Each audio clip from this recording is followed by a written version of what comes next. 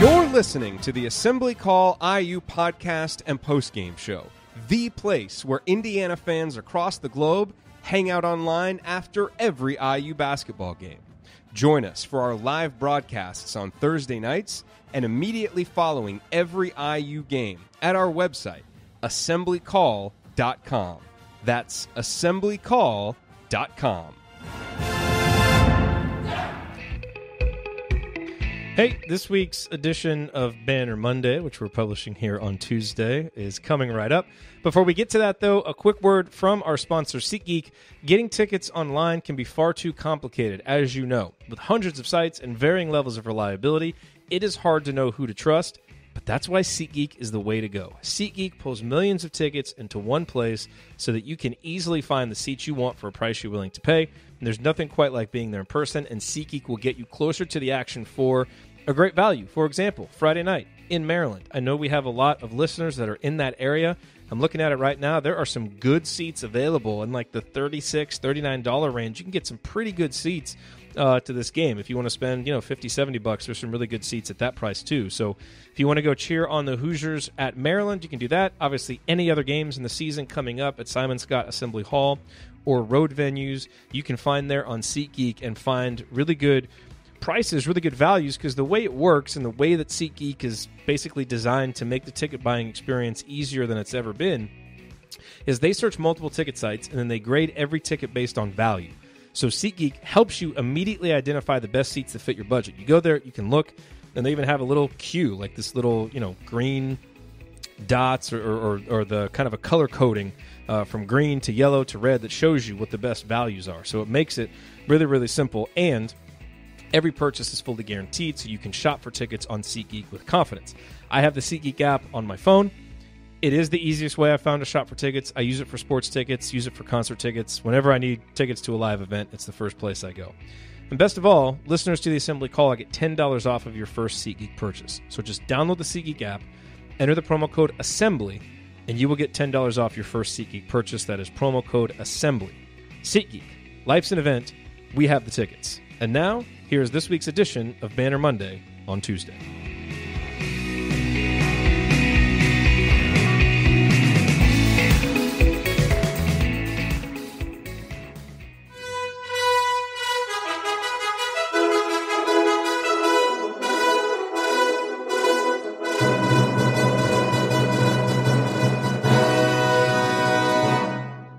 Welcome, Hoosier fans, to this week's edition of Banner Monday on Tuesday, where we kick off each week by doing what IU fans love more than anything else, talking hoops. IU hoops, Big Ten hoops, deep dives into basketball strategy and concepts. We do it all here every Monday, and we're happy to have you here with us. I'm your host, Jerod Morris. This is the 10th edition of Banner Monday, and it is our 464th episode overall of the Assembly Call, recorded on the afternoon of Tuesday, January 8th, 2018. So yes, this is Banner Monday on Tuesday. But let's begin this edition of the Assembly Call. I got to say, it's great branding. Well, it was maybe an ill-advised decision to name it after a day, because it gives us very little flexibility if we ever have to reschedule it. So it's a lesson for the future. We kind of fly by the seat of our pants here at the Assembly Call. I'll just let you guys in on a little secret there. Yes. All right. So here's our Hoosier Proud banner moment for this week. So this week's banner moment occurred to me while I was listening to Monday's edition of the Moving Screen podcast, which is a show about Michigan and Michigan State hoops that's hosted by two of my favorite Big Ten writers, Brendan Quinn of The Athletic and Dylan Burkhart of Hoops. So shout out to those guys. But in reflecting on Michigan's victory over Indiana, both Brendan and Dylan agreed that the fight Indiana showed in battling back from the early deficit was impressive, especially as compared to previous Michigan games against good competition this season. And I think that context is important as we assess what we saw on Sunday.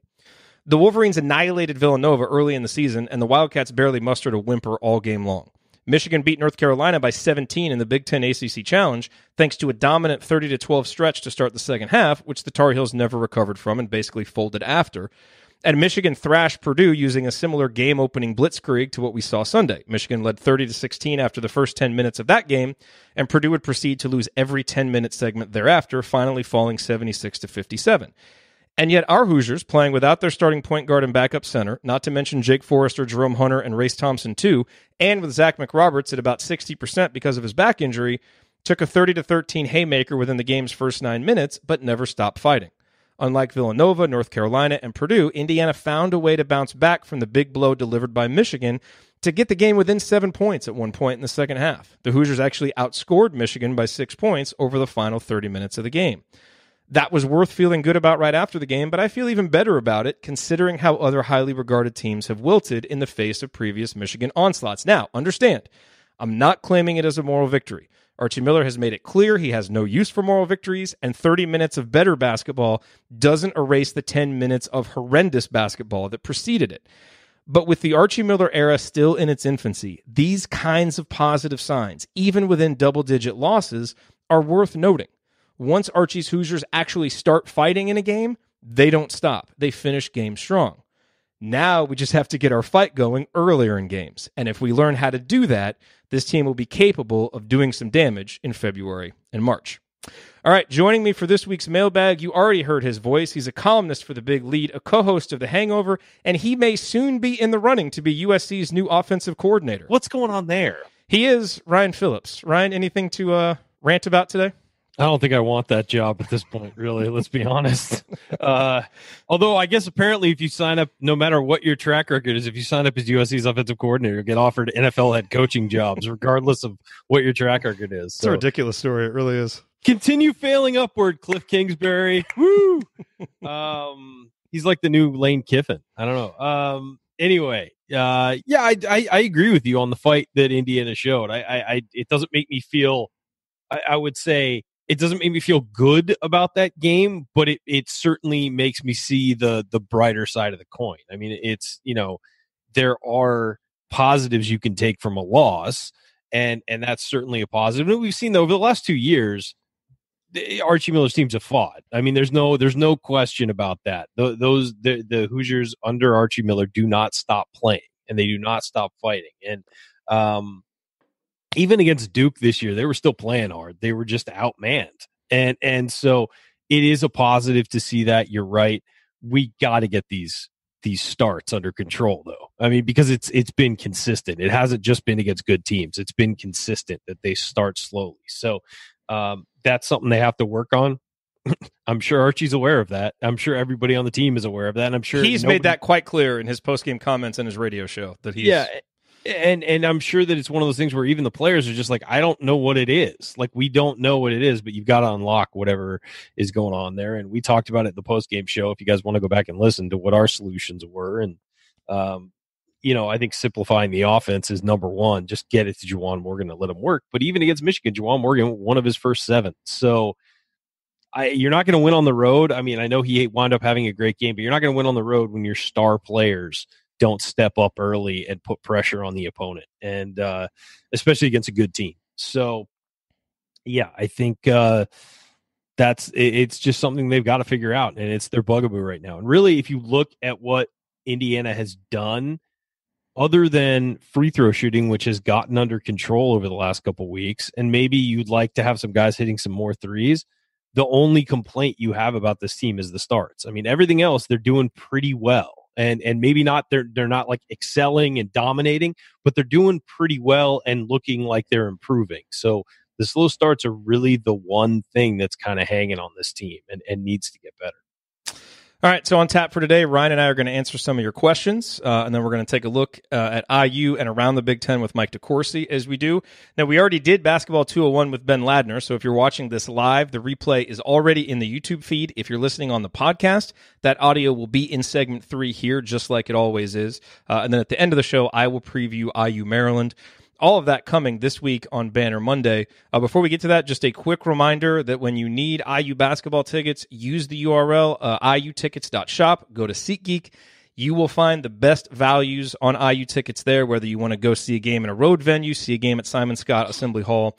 And when you use that URL, iutickets.shop, you help out the show as well. So iutickets.shop, whenever you need tickets, not just to basketball games, but concerts, anything, USC football games, if that's your thing, sure, anything. Anything that you want to see, go to SeatGeek and use that URL, iutickets.shop. All right, Ryan, let's hit up some questions here. So the first question is from Tom. We probably got this in 8,000 different versions. Will Rob be able to start the next game? We do not know. There has been nothing official. I didn't see Archie really say anything about it on his radio show. There is a media availability on Thursday. That's when I would expect to have an answer to this. Otherwise, we just don't know. Yep. I mean, that's all. I mean, especially with medical stuff, they're not going to tell us until it's all settled. I mean, they really, Indiana has shown that over the years. They don't release any medical information. They will update injuries usually before games, and that's it. Yep. And it'll usually be like, this guy can play, not like what's wrong with him. Mm-hmm. Okay, so here's another question that we've gotten. This is from Scott. So he says, what is the deal with IU's concussion protocol? I like that we're being extra cautious with these kids' brains, but I'm starting to really believe that during practice they're playing bowling ball, dodgeball, instead of getting their free throw reps in. Obviously, Scott being a little bit sarcastic there. But we have gotten a lot of comments about this. Some very supportive, a few, kind of sarcastic, and a few that kind of almost seem accusatory, like Indiana's doing something they shouldn't do and keeping these kids from playing, because NFL players used to come back after a week. And so I actually went today and read the concussion protocol, and there are a couple things that are in there that I just want to read real quick, Ryan, and then I'll get your take on this, and then I want to kind of put this issue to bed, because I don't want to keep talking about it, but there's still a narrative out there that I want to combat. Number one, you can go to assemblycall.com/concussion. That will redirect you to Indiana's official concussion protocol. They follow the NCAA standards. If you go to that URL, you can read the whole thing yourself and get some questions answered. A few quotes. It follows the direction and guidelines of the NCAA's Concussion Safety Protocol Committee and is compliant with a concussion management plan recommended by the committee. Okay, so Indiana is doing what the NCAA recommends. The duration it takes to return to activity is completely individualized to the particular student athlete and is not based on any arbitrary time frame. In addition to that, this progression can take anywhere from days to weeks, and the speed with which the athlete moves through this progression is dependent on multiple factors, and they list a lot of factors. It can be, the presence of ADHD, the presence of drug and alcohol abuse, the presence of, other memory issues that you've had, family history, illnesses, on and on and on. There are a lot of different things that could contribute to how quickly or slowly a player moves through the protocol. And then finally, it is essential that the athlete is completely asymptomatic before any final clearance for return to play. So every player takes a baseline test. Once they even think that there's a concussion, they will then perform a series of tests, including that baseline test, to see where the player is. All right, they have to fully pass that, and then they start kind of stepping up physical activity, and they might, jog for 15 minutes. And if they can do that without headaches, then they'll move on to the next thing, all the way up to actually being able to do, full contact for whatever that sport is, and they have to be totally asymptomatic. And then often a new baseline test will be taken, some period of time later to see if it's changed based on the previous concussion. So I just want to lay all that out there. That is what they are doing. Indiana is not, and I spoke with some sources inside the program. Indiana is not doing anything, outside of what is normal and what the NCAA does. They're following this protocol, which is exactly what they should be doing, and that's what's going to have to happen. Until they are asymptomatic, they are not going to be back on the court. That's exactly how it should be, and I'd even be fine if they were like, let's just wait until a week after they're asymptomatic just to be safe. If that's what they wanted to do, I'd be fine with that. Not saying that they are. I'm just saying I would err on the side of caution myself. It's worth noting on the Race Thompson thing. I think it was reported that his sister had serious concussion issues, and you listed family history as one of the things, and that might be he might have to pass the test at a higher threshold or something, because of that. So it's again worth noting everything here. These people want these kids on the court. Like, the idea that like they're holding them out for some reason. No, these people want these kids on the court. They root for these kids. They hope these kids, but they're also going to be strict on this stuff because they care about these kids as well. And people who talk about the NFL has had a long history of ignoring concussions and ignoring the importance of head injuries and all of that stuff. So let's not use them as the baseline for anything. And the NFL knew for decades what concussions did to your brain and hid the information and all of that. So let's not use them as the example of how to do anything right, because they don't do anything right, frankly. It's And I do understand, Jamie makes a good point in the chat. He says, never remember seeing a college basketball team with 2 players out. Agree. Like, it's kind of unprecedented territory. Number one, because these were kind of unique injuries. I mean, you saw what happened to Rob when he took the knee to the head. And from everything I've heard about what happened to Race, that was a violent collision that happened in practice. So, that's going to create those issues. And people are a lot more cautious. We know more about it now, so it's taken more seriously. So you can't really base this based on the context of the past. Or history, yeah. Yeah, based on the history. And as Archie said, it was either in his post-game press conference or his radio show, he can't really remember this, just this crazy amount of injuries. It's just, this team's just kind of snake-bitten right now. And we all just need to, kind of get through it and realize it's kind of an anomalous thing. But we'll probably start to see more guys out for longer period of time with concussions, which is how it should be. Yeah, I agree. I mean, again, it's new territory. That's the reason why you've never seen the team with 2 guys out with concussions, because it's just they're handling them differently now. And by the way, teams, from what I understand, teams don't have to follow the NCAA guidelines, and so they may be playing players with concussions. Indiana's doing the right thing by following those guidelines. Yes, they are. Okay, let's get into some, and hopefully that's the last we have to talk about this until Rob and Race come back, and we can just refer people back to this episode, but I wanted to hit it one more time because we did get a lot of questions on it. Okay, Jane asks the other most obvious question, how is the coaching staff going to eliminate slow starts? We talked about this some on the postgame show. The one word that Archie Miller has brought up since we talked about that, Ryan, is toughness. And he said he just doesn't think the team is very tough coming out. We talked about some of the things offensively that we think they should do.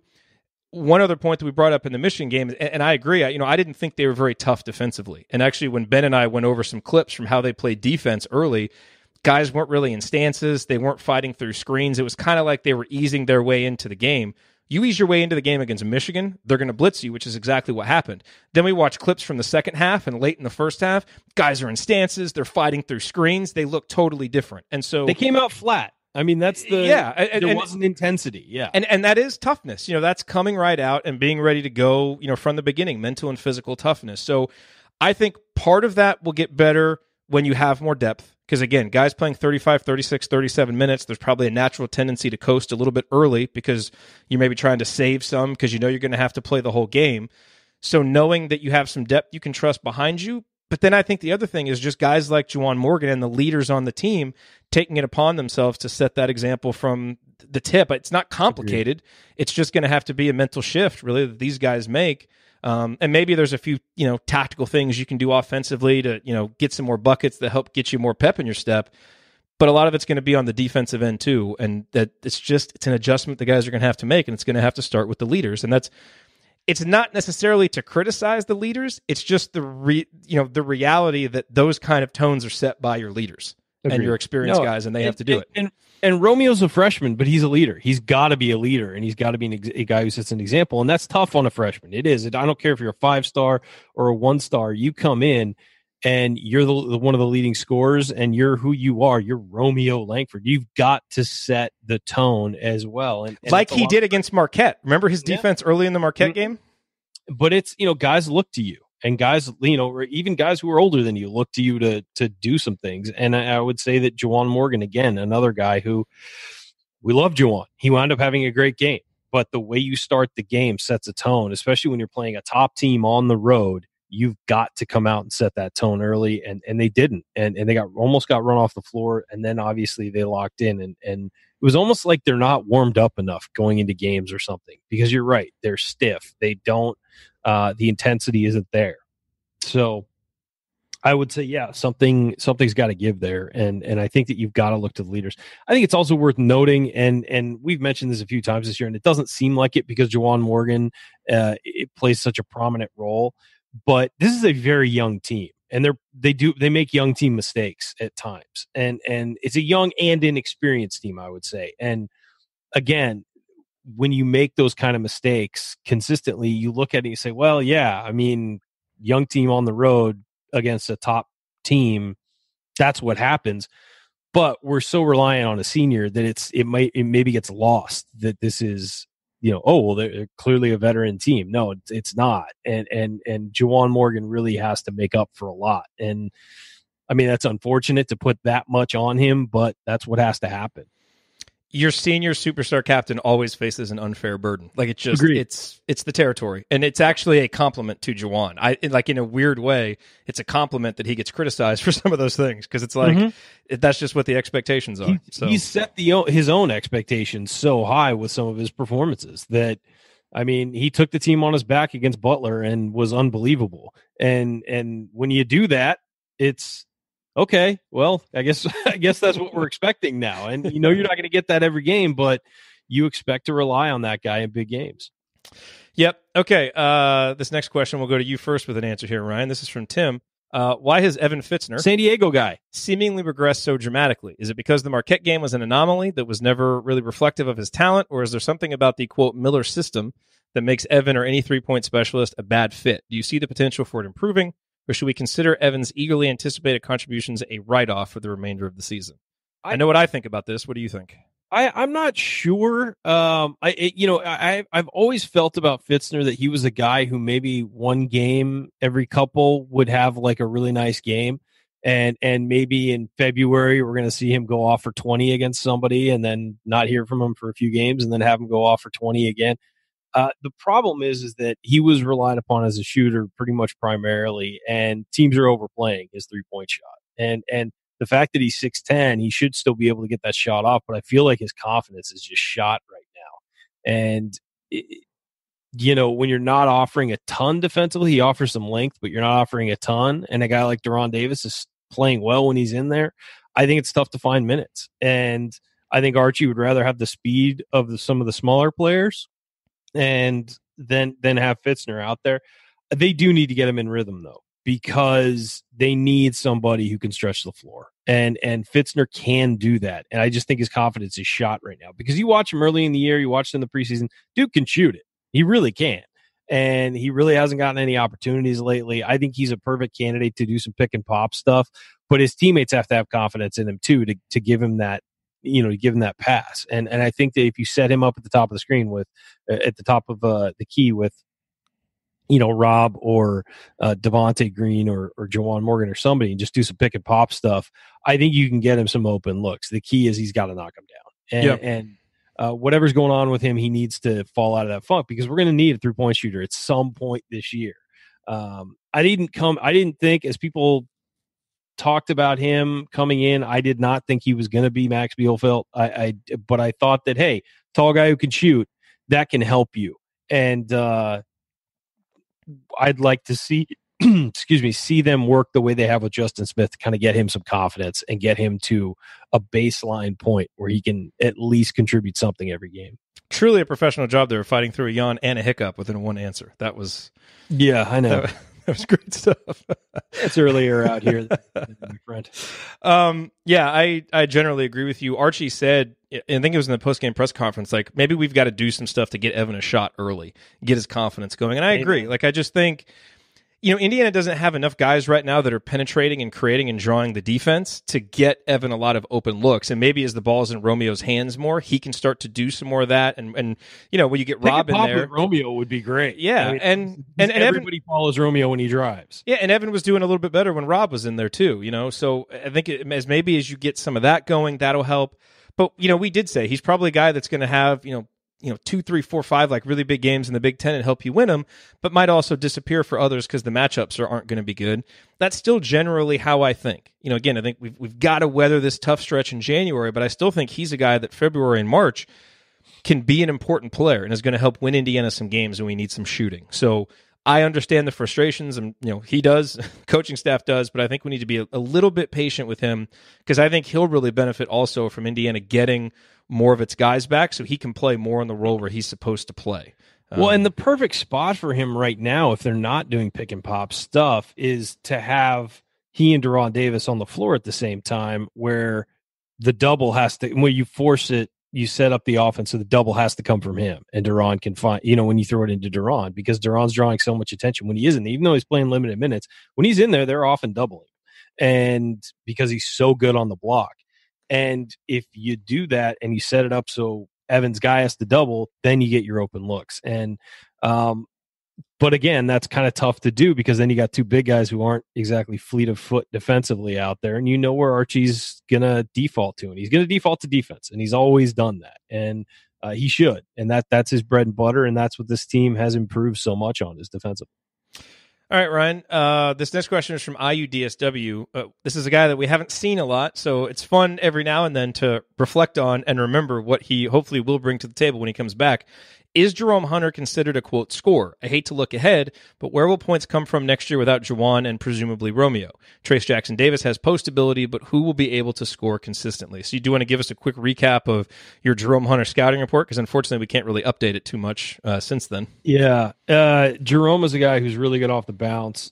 He is a natural scorer, but he's also very efficient. Like, he's not going to take a bad shot. He almost never takes bad. I'm sure that next year, I'm assuming he doesn't play till next year. I'm sure that next year as a freshman he'll take some bad shots because that's what freshmen do.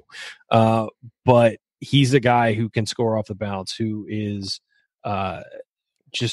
he understands the game really well, which impressed me because he's not a guy who's played basketball his entire life, and he's just a guy who understands the flow of the game. He knows when he brings the ball, and whenever he was bringing the ball up in high school, he knew when to pull up, when to pass, when to drive and pull up, and drive and kick, all that stuff. He just had a really great innate sense of basketball, and I was really looking forward to seeing him this year. Now, next year, is he going to replace Romeo? No, of course not. Romeo is an all-everything guy.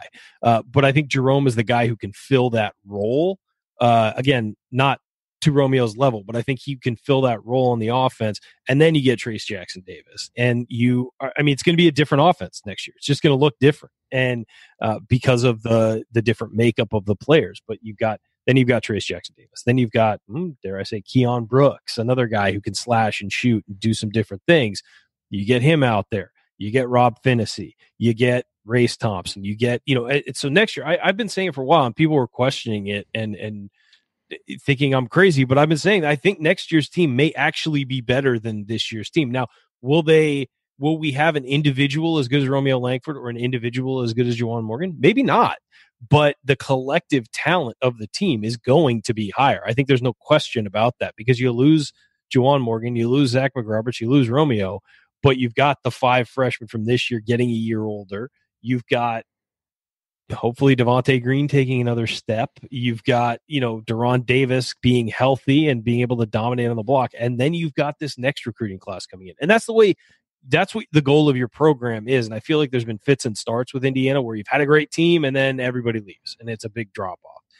The goal is to have waves of guys coming so that every year you've got a baseline of program players who are there for 3-4 years. And then you've got these waves of talent coming that improve it every time. And it's instead of just being a wave and a crash, it's just a constant kind of flow of talent into the program. That's the goal. And that's what we're going to have next year. Now, does that happen again in 2020, 2021? I don't know. But the way the program is set up right now, everything is flowing in that direction. So that's why I think that next year will be a more talented team. And I think could be a better team because it's also going to be more, I feel, balanced and not as reliant on 2 guys as it is with Romeo Langford and Juwan Morgan. I think it'd be a more balanced attack. As for Jerome Hunter, yes, I think that he's a guy who can score and he can definitely do some stuff off the dribble. Obviously, we haven't seen it at the college level, so I don't know how it's going to translate right away, but he's a guy that I had very high hopes for. I thought watching his junior film and then watching the beginning of his senior year, I thought he was a guy who could creep up into the 5-star territory. He was a 4-star. I think he was, 50th in the nation or around there, middle of the top 100. And I thought easily he could have creeped up into the back of that 5-star category because of just what he can do on the court. But his competition wasn't as great as some of the other top recruits. So I think that hurt him a little bit. You mentioned the balance scoring. I would just say balance scoring isn't always better, and that's going to be a big challenge. No. But the other thing is, that... You know what I mean, though. No, I do. Different guys can step up every game, And that discussion is also different now because, we look at this year. I mean, if next year's team is just healthy, they might end up being better than this year because this year's team has become so reliant on those 2 guys because Jerome's out, Rob's out. So many guys are injured. Like, it's just, it's just kind of how things have gone. So for sure. No, and when I say balanced scoring, I just mean that there's more guys who can do things for you. You might have a guy like Trace Jackson Davis scoring 20 a game. I mean, I don't know if that's going to happen, but I'm just saying you might have a guy like he or Keon Brooks being your leading scorer by a lot, or, those two guys scoring more than everybody else. But I do feel like there's going to be more guys who can do things for you next year than there are this year. And that's not a knock on this year's team, because this year's team is good. It's just a different way of being good than when a lot of guys can attack. And that puts, when a lot of guys can attack, it puts so much pressure on defenses. But Juwan Morgan and Romeo Langford also put a ton of pressure on defenses. So I just think it's a different type of makeup that may actually wind up being better in Archie Miller's system. Yeah, whereas this year you have, two guys averaging 18, 19 a game and really no one else over 7 or 8. Next year your leading scorer could have 13 points, but you might have 4 guys in double digits. It could be something like that. Right. But alas, in any one game, a couple of those guys could go for 20, and 25 or whatever. But yeah, as you said, it's a different style of team, clearly on the horizon, but I don't think necessarily that's a bad thing. All right, Ryan, I know you have a radio spot to go do with Kent Sterling. Any profound final thoughts before we bid you adieu? Tune into Kent Sterling's show. No, don't tune into Kent Sterling show. We got Mike DeCourcy coming on here. I got a half hour. You got a half hour to finish. It's at 4 o'clock Eastern, 1 o'clock Pacific. For all you Pacific folks listening in, I'm sure there's a ton of you. On CBS 1430 with Kent Sterling. I'll be there.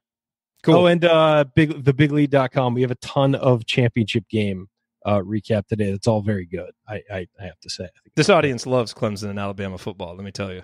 Yeah, but you know what? There's some making fun of Clemson and Alabama football that you will enjoy. Like the video of the fake field goal last night in which Nick Saban decided to have his freshman walk-on kicker as the lead blocker, which was into Clemson's starting defensive line, not even their special teams group. So, yeah, that was fun to watch. It's a play that horrendous. That's what it takes to second-guess Nick Saban, is a play that horrendous, because that was... Yes, that was as bad as it gets. Okay. All right, coming up on the Assembly Call, it is time for our Big Ten Roundup with Mike DeCourcy from BTN and the Sporting News. We'll get his thoughts on Indiana's performances against Illinois and Michigan, and then take a look around the conference. Stick with us here on the Assembly Call.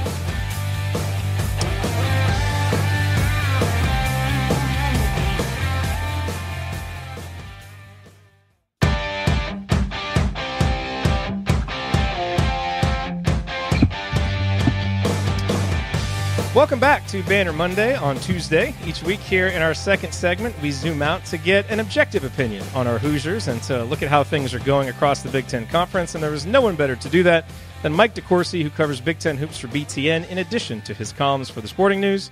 Mike, welcome back to Banner Monday here on Tuesday. Thank you, Jerod. Great to be back after our long break. Yes, it was a long break, but we're back, and the games are coming fast. They're coming furious, and the carnage has already begun here in Big Ten play. So we'll start with Indiana. The Hoosiers went 1-1 last week. What were your biggest takeaways from the win over Illinois and the loss to Michigan? Well, my biggest takeaway is that the absence of Robert Finney is really punitive, as well as Devontae Green has played. And I don't have any problem with the way he's played. I just think we know now for certain that they're a better basketball team with Robert out there and Devontae playing the role that he's very effective at, being able to play multiple positions, being able to be an energy boost, being able to be a defensive boost in terms of just saying, okay, go get that guy because he's bothering us. I think you lose a lot of that when he has to be your primary point guard, and you lose a sense of definition to your offense that I thought was lacking, especially in Ann Arbor, but also to an extent for a lot of the time in the Illinois game. And what you're also losing is a player who is I think has a better sense of his shot, not of when to shoot, I guess I should say. Devontae's a fine shooter, but I think as a point guard, he's somewhere caught sometimes between, should I shoot this or should I not? Or maybe he's caught between, I know I should shoot this because that's what I've always done, and maybe he shouldn't. And so I think that's been a problem for them. And it certainly was reflected in the loss at Michigan. What I loved about the Michigan game was that was an easy game. Number 2 team, number 3 team in the country, undefeated on the road. You're not playing well. You're way down. It'd be the easiest game in the world to say, let's just take a 25-point loss and get on the bus. And they fought all the way to the end. And I thought that was a really significant statement that they made. And you could sit here and say, oh, moral victory, Indiana has 5 banners, no need to. No, that's not how teams build themselves. I mean, you build yourself by saying, no, we're not getting on that bus with a 25-point loss, even if everybody will say it's okay because they're great and we're developing and we don't have a point guard. We say we're getting on that bus having played the best basketball we can possibly play between now and the end of the buzzer. And I thought that they absolutely did that. Absolutely. That was what my banner moment was about. So I appreciate you backing me up on that, because it's kind of a tricky subject, and Archie himself, I remember after the Duke game last year when people wanted to claim a moral victory, and Archie was very quick to claim no moral victories. And as a coach, you probably can and should do that. But I think, you make a good point that you have to be able to take those moments of growth within games, even when they're losses, as something meaningful, because they are meaningful. Well, if you say to you come out and say in the public, no moral victory, all that stuff. But if you're saying to your players that how you perform between when the game is effectively decided and the final buzzer, then what's the point of that whole, I coach every possession to the end, so I'm still coaching the walk-ons just like it matters. I mean, all that stuff is just is empty noise. And I don't believe that coaches really think that. I think they sometimes try to tell reporters that that the line about no moral victories because they don't want fans to come back at them and claim that the coach is trying to get away with with something when he didn't win. But the reality is that every possession matters, or they wouldn't do that. They would just sit down and, hey guys, go ahead and do whatever for the next 5 minutes. This game's won or this game's lost. And you see coaches work really hard in those times to work on situations if the game is lost. They call timeout and say, okay, remember you're down 20 and what you did to get here. Or you call timeout with 9 minutes left and the game's starting to get away from you and say, hey, don't worry about the scoreboard. Worry about, what you do between now and the next TV timeout. Let's win that. And they do that all the time because that's how you build a team and build a season. I want to ask you, Mike, about injuries and get your perspective on this because injuries can be kind of a hard thing to discuss from a fan perspective, because the wins and losses still count and they still matter, even as you have injured players. So you don't want to make excuses. And yet injuries can also be a legitimate explanation for why a team isn't playing as good as might otherwise be expected. So how do you assess the impact of injuries when you're analyzing team performance? I think the first thing you have to do is differentiate between two kinds of injuries. There are the long-term, they're not coming back injuries. Udoka Azubuike this year, what happened with him being unavailable to play the rest of the year is, okay, we got to be different now, or we got to be this team now. And, okay, what do we do to try to get over this? Or you have what Indiana has gone throughout this year, which is, okay, we got to get through this game because that guy's not playing and we have to do these things without him, or we have these multiple guys without him. But when you have those kinds of injuries, you not only have to survive the near term, what do we do to get by without him? But then you have the residual effect of what you're not getting better at while those players or player are absent. I mean, Zach McRoberts is only beginning. I think the Illinois game was the first time I saw Zach McRoberts play this year. I've seen the guy wearing his number, but he hasn't been himself until that game.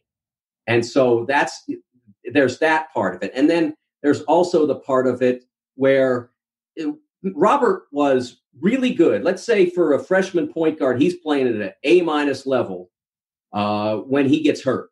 And he may come back and play at the same A- level when he returns. Let's hope that's the case.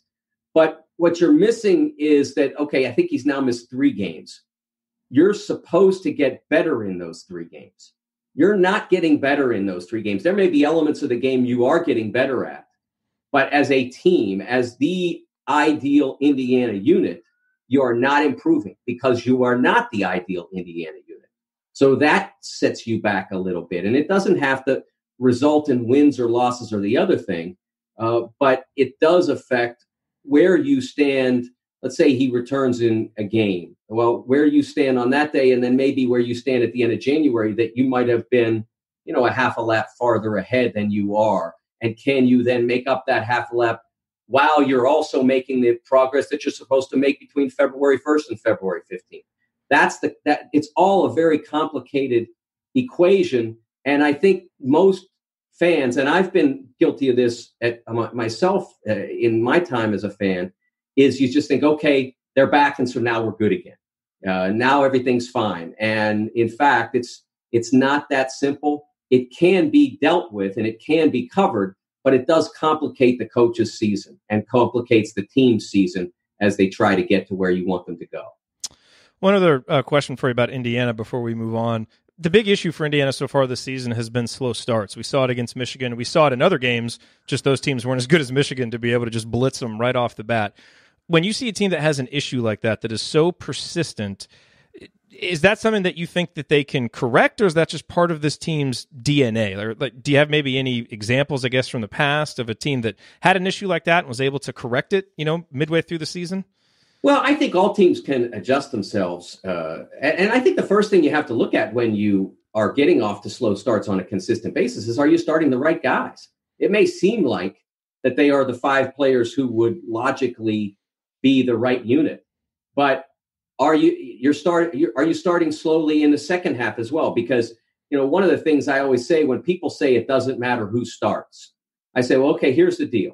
Almost every coach in almost every situation starts the same 5 guys at, not necessarily game to game, but if he starts these 5 players at the beginning of the game, he starts the same 5 players at the start of the second half, which means that he's effectively playing the same players together for 10 minutes of the game. That's a quarter of the game. If you're going to tell me it doesn't matter how those guys play together, you're kidding yourself. So I would then say, okay, if you're getting off to a bad start in those first 5 minutes, are you also getting off to a bad start in the first 5 minutes of the second half on a consistent basis? If you're not, then it's an attitude thing. If it's not a technical, chemical thing between your players, then it's how do you warm up? How do you get ready? Are you, how does your point guard say, okay, we set the tone, all those sorts of things. And I think that has to be solved through emphasis. We cannot continue to fall behind or play poorly in those first 5 minutes of every game just because that's what we do. Because again, those 5 minutes are 1/8 of the game. And so if you're going to be consistently bad in 1/8 of the game, that's going to be a problem for you. That's a big chunk of the time that you play. And Indiana, definitely a team that they start the same guys first half, second half, but we've been awesome at the start of second halves. And Archie even said, it's a toughness thing. So I think, I think he has a handle on the problem. Now it'll just be, if they can address it and fix it and make it better. All right, let's step back. Let's take a look around the Big Ten. We'll start with power rankings. What is your current top 4? I believe the last time we spoke, Indiana was in it. I believe the Hoosiers were 4th. Are the Hoosiers still in it? Absolutely. Okay. Number 1 has not changed, will not change. I suppose it might at some point, but there's no reason to now. Michigan is playing fantastic basketball still. We saw that on Sunday against the Hoosiers. Jordan Poole is becoming just a phenomenal Big Ten player. I think that Xavier Simpson's been wonderful. And I thought Charles Matthews on Sunday played as well as he's played this season. So they continue to escalate as a team, and there's going to be a time when they drop a game and everybody's going to go, hey, what happened, and start to worry. But they're going to be dynamite from now till the end of the year. Number 2, easy, Michigan State, also playing without a key player, Joshua Langford, but covering for him very well. This is like Arn's dream season, because on one hand you get Matt McQuaid hurt, and then you get Joshua Langford hurt, and then you're a starter for half the year. I'm sure that he doesn't want his guys to get hurt, but it's worked out great for him. And he's an interesting player to me because I saw him play in high school, in AAU, whatever, at the Peach Jam as an under, I guess the second then is like 16 and under is the second division at the Peach Jam. And I happened to be talking to a coach. And so stayed seated. I don't always watch the 16s because you only get so many breaks in those tournaments. And I watched him play, and he was a summer teammate of Kennard, Luke Kennard, who went to Duke and is now in the NBA. And I thought he was a really nice player. I wondered if Michigan State was the right place for him because I didn't know if he was quite dynamic enough. And he's a guy who sat there for 3 years, barely played, and now is getting to be a high-level contributor on a team that is starting to believe it can make the Final Four. So, big ups to him for not just saying, okay, I'm getting out of here because I'm not playing, because he's now a really important player for the Spartans. IU holding at number 3. I'm not going to hold that game against them, the loss to Michigan. Everybody in the league is going to lose that game with the possible exception of Michigan State. And maybe Ohio State, because they tend to do well up there. I'm not sure if either one of them goes. I'm pretty sure Michigan State goes into Ann Arbor. I'm not sure if the Buckeyes do. But most of the teams that play there are going to lose there. So not a bad loss. And you're playing it as well without your point guard. So they're staying at number 3. And then I'm going to slide Minnesota in at number 4. They're still only 2-1 in the Big Ten. But they've got the best road, as good a road win as anybody has. Michigan State's got Ohio State, and they've got now Wisconsin. They really did a number on Wisconsin. Wisconsin, they took the Badgers out of everything they wanted to do. And so, plus they have the home win against Nebraska. So they only have 2 wins, but those are stout wins that the Gophers have. So I'm going to put them in at number 2 at this point. After watching, obviously, the Michigan-IU game and the Michigan State-Ohio State game, I think the individual matchup I'm most looking forward to in the conference this year is Cassius Winston against Xavier Simpson. I think that is going to be so much fun to watch. Are there any one-on-one matchups like that? I mean, I'm sure there's lots of them that you're looking forward to, but do any kind of stand out now that you've seen, about 40% of the season? Well, first of all, I'm going to go with you, agree with you on that for the reason that you're talking about the best offensive point guard in the country and the best defensive point guard in the country. So that's a great combination, right? Cash on the offensive side and Xavier on the defensive side. Plus, I could watch those hook shots all day long, just not against Indiana, but they're awesome. Yes, they are amazing, and Cash will have a hard time defending against those because it's he's not an elite defender to begin with, and that's a tricky shot to have to deal with. I would say that one of the matchups that I'm really interested in seeing is Jalen Smith against the front line from Minnesota because they're so big and long and they have so much dynamism at Minnesota. And I don't know which player they choose to defend Jalen with, but they've got a lot of options there. Curry maybe. And I think that's a really interesting matchup for Smith, who is developing. When I was looking at this the other day, developing into a really impressive player. And I don't think that the scouts or the mock draft people are catching on to how talented he is. He was not, as big a name coming into this year as some freshmen are, but he's playing at a really high level and shooting the basketball. Look, he is someone that you would not call a shooter, but he's also not someone you would call a non-shooter. So I think he has a chance to be a good shooter of the basketball from the perimeter. And when he adds that to his game, he's going to be really special. He's 6'10", right? Is he that tall? So that's what they list. I have not been in the gym with him, so I couldn't gauge that, but that's what they list. So he's obviously Indiana plays Maryland on Friday. We're going to talk about that here coming up in the show. One of the unsung stories from the Michigan game, I thought, was Justin Smith's terrific defense on Ignas Brezdeikis, and he's been playing great defense for about a month now. I would assume Justin will draw the assignment of Jalen Smith, at least when the starters are out there, because Juwan is going to have to be on Bruno Fernando. I would imagine that's how they'll go. How do you see, that particular matchup of Justin and Jalen, and just that matchup of overall Justin and Juwan against Maryland's front court? I think it's really interesting because Justin Smith, there are moments when you see him do dynamic things and you think, boy, I wish I could see more of those. But what he's done in the interim, while you're waiting for that next big moment, is he's quietly using that dynamism to just wreck everybody. And I love that because that's what I've been waiting for with him. you're wanting him to. You look at him and you watch him and you say that guy has to be one of the best defenders in this league. And there's no excuse for him not to be. And now he's becoming that. So it's really exciting to see. It's a real challenge for him if that's the assignment he draws, because he does give up some size. But his athleticism, his dynamism, is a weapon against someone like Jalen Smith. He's going to have to be conscious of Smith's ability to get close to the rim and to use his length. And he's going to have to be able to hold up against that physically, not get worn down and not allow himself to get back down. But I think it's a really interesting matchup. Brazdeikis is right in his wheelhouse in terms of size and skill set. So if he's going to lock somebody up, that's somebody that you wouldn't be surprised by. But Smith is a much different sort of challenge for him. I'm really excited about seeing that matchup. How does he compare to Lamar Stevens? Because Justin did a good job on Stevens. I think Jalen Smith's about 3 inches taller than Lamar Stevens, isn't he? That's the same as Iggy. Iggy's 6'7" ish. So again, right, like I said, right in Justin's physical wheelhouse. Jalen is taller, longer, handles the basketball really well, knows how to use his body and his handle to back you down. And knows how to use his length once he catches close to finish over you.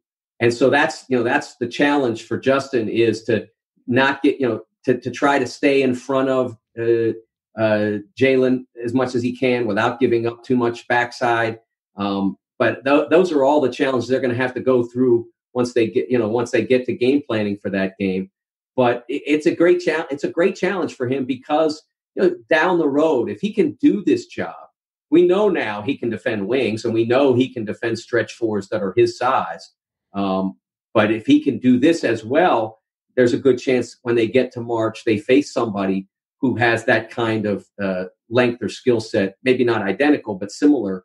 And you take some comfort from knowing that you've dealt with that matchup before. You talked a little bit about Minnesota. They obviously had a big win. What other teams, what other players caught your eye here the first week back in Big Ten play? Well, I thought even though Northwestern did not play well, I thought that they got a lot of really good play out of Gaines. He was a plus 18 in that game, and they were not good enough to be plus in anything. I mean, their shot selection was really poor, even on the game-winning sequence. They take a shot that wasn't a well-advised shot. It gets batted around. Great play by Vic Law to retrieve it to knock it loose, and then I believe Pardon picks it up and fires it back out, and Turner knocks it in. So they did not execute well shot selection-wise. But in the second half, they shot the basketball really well, and Gaines was at the heart of that. I thought that was enormous for them. Wisconsin, Brad Davison is starting to play basketball the way he's capable of. They as a team did not have a great game in the Minnesota game, but they came back really well in the Penn State game. And Davison is starting to shoot the basketball at a high level again. And a year ago, he was a pretty good shooter for a guy who was playing with one shoulder. And so one expected that he would come into this year and start draining shots. But coming off the basketball with Trice coming back in, really kind of fiddled with his comfort and his confidence. And he's starting to get that back. And he executed a bounce pass. He drove the right baseline and executed a bounce pass through the lane past 3 defenders out to Trice for Trice's only 3 on Sunday. That if you see it, I tweeted it out yesterday. If you see it, it's going to be the most underrated play of the college basketball season, because the English he puts on that ball so that it hits Trice right in the shooting pocket. I'm telling you, it's not a normal play. And so those guys really did a nice job to catch my eye this weekend. That was a beautiful pass. It was awesome. Yeah, I saw it. It was great. So obviously Indiana, Maryland, a big game on Friday. What other games coming up this week should everybody have their eye on? I think Michigan State plays Purdue, don't they? Yeah, I think that's actually this evening. They play Purdue. So that's a big game that I would definitely look forward to in the conference. And that is, I think that what we're looking at as well in the conference coming up over the weekend, you're looking at some really interesting games. I would say that the Sunday game involving Michigan and Northwestern. Again, can Northwestern follow up what they did this past weekend by squeezing out a win, by starting to perform at the level that they did when they came to Bloomington? We have not seen them play as well, perhaps, in any game as they had in that game. They have not been as sharp as they were since then. And then I think Saturday, the game between Ohio State and Iowa, I'm very much looking forward to that. Iowa is one of those teams. They got to that top 25 ranking. I think they're somewhat a prisoner of that expectation level now. And so they've got to start to perform to that. Sunday they did. They got a big win over the weekend, and that was important. But they need to follow that up by continuing with their success at home against Ohio State. And last question for you, Mike. We had a few people brought this up in the chat, so it would be great to get your thoughts on it. Pat Chambers obviously had a moment in their most recent game. For those who didn't see it, it was in a timeout. They have a freshman, Miles Dredd, a guard. I don't remember who they were playing, but they were losing, not playing particularly well. He, kind of jawing at Miles Dredd and pushed him. Obviously, this drew, he apologized for it. He got suspended for a game. Tom Izzo has come out, and I thought made some really interesting comments about it. And it was nice to see a coach like Tom Izzo at least be as candid about it. Brendan Quinn wrote that piece on The Athletic, if you want to read it. But what were your thoughts on that whole situation? My thoughts, first of all, were the first thing that bothered me about it was its sort of absence of true spontaneity. I mean, he was not involved in a conversation with those players at that point. Those players were huddling as a team, as a player group. And he broke into that huddle and then challenged Dredd in the way that he did. So I didn't think that was appropriate from that standpoint. I covered Memphis I think it was the 1994-95 season. And the late Larry Finch, a dear man who unfortunately left us earlier part of the decade, was coaching then. And he did a very similar thing to David Vaughn, who was one of Memphis' star players then, played a little bit in the NBA. But David, first of all, was his nephew. So I think that differentiated a little bit. And the second thing that to me differentiated was that they were in a huddle. He was having a dialogue or a monologue with his players and went to that. It was an almost identical circumstance, the action, almost identical action. And so from that standpoint, I thought there was a differentiation there. It seemed more spontaneous when Larry did it back in the day. The second thing I would say is that it is a coach's job to manage pressure. The pressure that is affecting Patrick Chambers right now is different than the pressure that affects Tom Izzo from night to night. Tom Izzo's pressure is mostly self-induced. He has a standard that he believes that he should reach, and that his job is to lift his players to reach the standard that he believes they should meet. That's the pressure that he applies to himself. But he's wealthy enough that he never works again. He'll be fine. He's at an age where if he didn't coach again, retirement would not be out of sorts. So it's a different pressure for him. Patrick Chambers has not made the NCAA tournament yet as a head basketball coach. And they came into this year with some veteran players that were talented enough that although the backcourt was entirely new, there was an expectation that they might perform at a level where they could at least contend for that. It hasn't worked out that way to this point. Now, they could get on a roll and win a bunch of Big Ten games. And if you win Big Ten games this year, they mean something. Mm-hmm.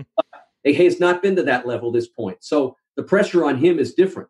And how you manage that pressure says a lot about you. And I think also you're in a circumstance where, like I said, the pressure is to do enough to continue on. And you don't want to give people anything to distract from what your performance is. And by doing that, he gave people who already are predisposed to say his performance is not to the standard that they wish, to say there's one more thing that they may not care for about him. So I think from that point, you have to factor in a lot of elements when judging what happened. And I thought that it was reasonable for him. I thought it was laudable for him to come in after the game and say, I was wrong. What I did was wrong. I apologize to Miles Dredd. That was laudable. But I also don't think it was inappropriate for his boss to say, I have to set a standard for my coaches, my head coaches and my assistants in all sports, lacrosse, soccer, wrestling, whatever it is. Not sure if Penn State has a lacrosse team. I might be wrong there. Volleyball, I know they have that. Everybody has to have a certain standard that they have to meet, and this does not meet the standard that I hold as athletic director. I think that's a reasonable position for Sandy Barber to take. I had no problem with her action at all. I doubt that Patrick Chambers was exceptionally surprised when he got the note or call or in person, however it went down, that was going to be how it was managed. If it had been longer than one game, that would have been really excessive. One game was plenty. The message was sent to both Patrick and everyone else that coaches there that that's not how you do business. Yep. Well, Mike, we kept you a little bit longer than normal this week, so thank you for being so generous with your time, and we always appreciate your insights here on Banner Monday. Delighted to do it, Jerod, on Tuesday. Yes. Next week, we'll be back on Monday. All righty. So coming up, it is time for Basketball 201. Ben Ladner will be here to talk about Indiana's performance against Michigan, some of the things they didn't do well early, how they adjusted and got better later in the game. Stick with us here on the Assembly Call.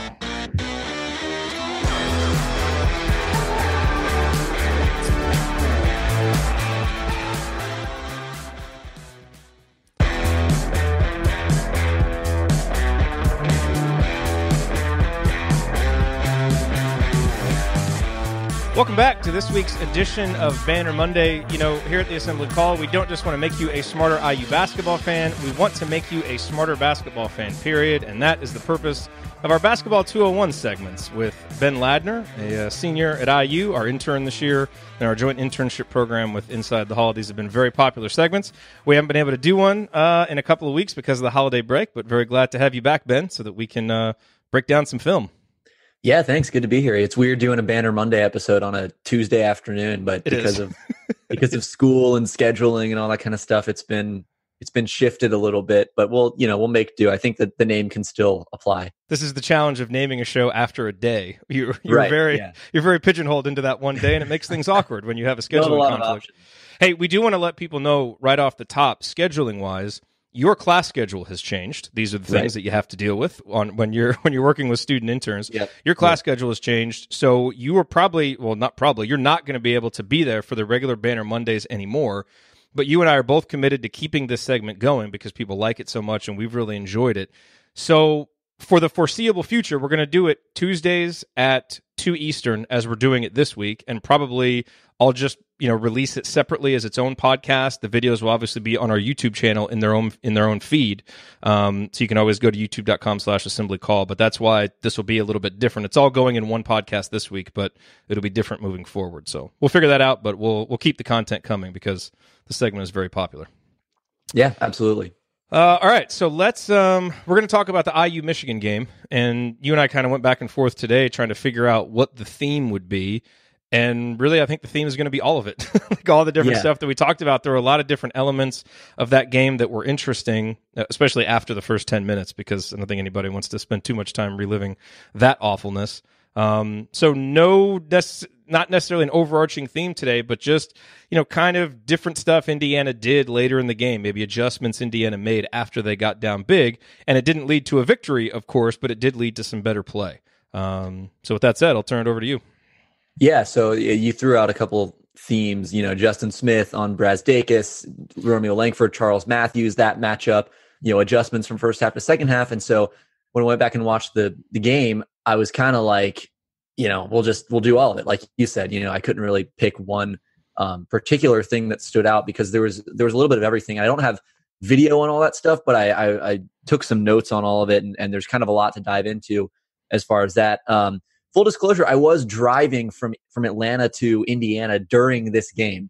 But I went back and watched it this morning and yesterday. And so I've seen it a couple times, kind of gone through it, reviewed some of the necessary things, and, feel like I've got a pretty good grip. So rest assured, even though I didn't see it live, there is a knowledge base here that has come from watching. Let me ask you this before we just dive into the clips. What was your overall impression of the game?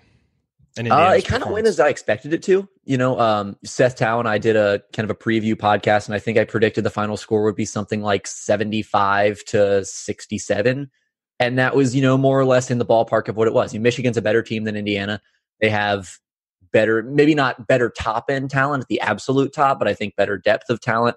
I think John Beilein is the best coach in the Big Ten. I've thought that for the last couple of years. I think they always just, churn out great teams. And given the fact that it was in Ann Arbor, they had home court advantage. They have a great team. They're really rolling right now.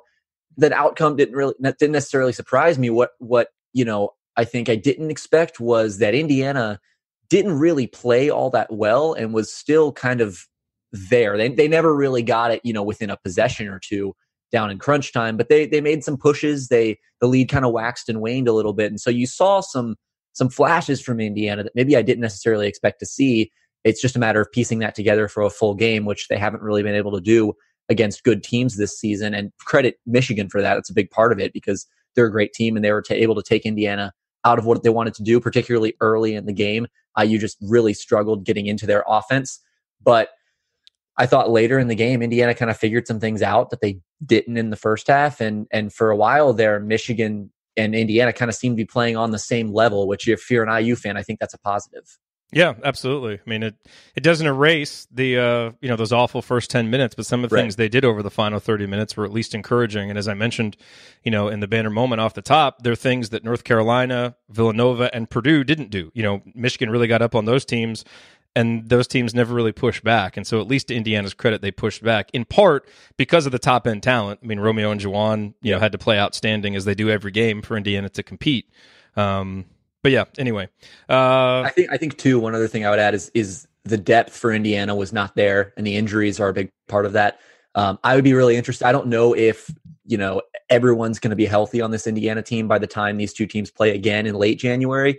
But if they are, I think that's going to be a much more compelling matchup. I think we'll learn a little bit more about both teams in that game than we did in this last one, just because Indiana was so thin. And Michigan didn't have Isaiah Livers for a lot of that game. But, I think the health kind of matchup was a little bit more lopsided in Michigan's favor because Indiana was just missing so many guys off the bench. And the guys they did play off the bench, they didn't really get that much from.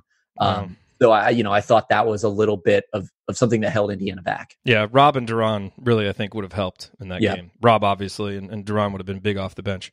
All right, let's hit some clips. Yeah, so first clip here is from kind of earlier in the game, about the 17-minute mark. Michigan's got the ball here. They're just running their half-court offense, 19 on the shot clock. And this possession is going to wind up in a corner three for Charles Matthews. And one of the things you mentioned as a possible topic here was kind of the matchup between Charles Matthews and Romeo Langford. And the biggest thing that stood out to me in that matchup is just how they got their points. Charles Matthews, he plays on such a great team in Michigan that has Brazdeikis, it's got Jordan Poole, it's got Xavier Simpson, all these guys who can create their own offense and score the ball. Romeo Langford doesn't really have that, especially with Deron Davis and Rob Phinisee, two of the guys that are tasked with creating a lot of offense. Those guys not playing. It was really Romeo and Juwan Morgan doing all of the offensive creation in this game. And so I think just stylistically, you saw a big difference, even though they were guarding each other and Matthews and Langford are kind of similar players, and at least in profile and build. The way they score their points and the way they get their offense is drastically different. Matthews was spotting up for three. He was able to cut, get on the offensive glass, kind of fly through passing lanes and get out in transition, just sort of pick his spots as he wanted to.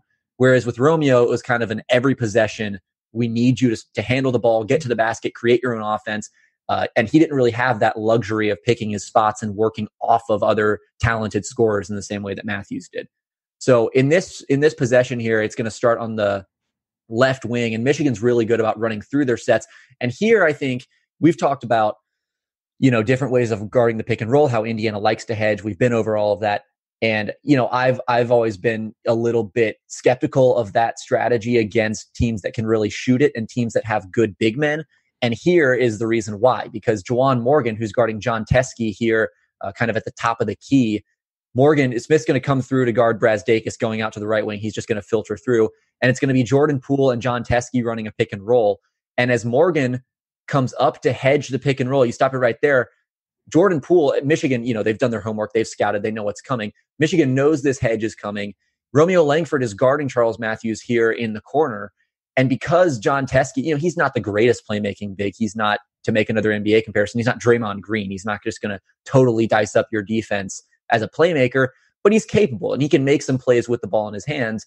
And when these two defenders come to Jordan Poole, he does a good job getting rid of it early. And then when Teskey catches it, Romeo Langford has to make a decision.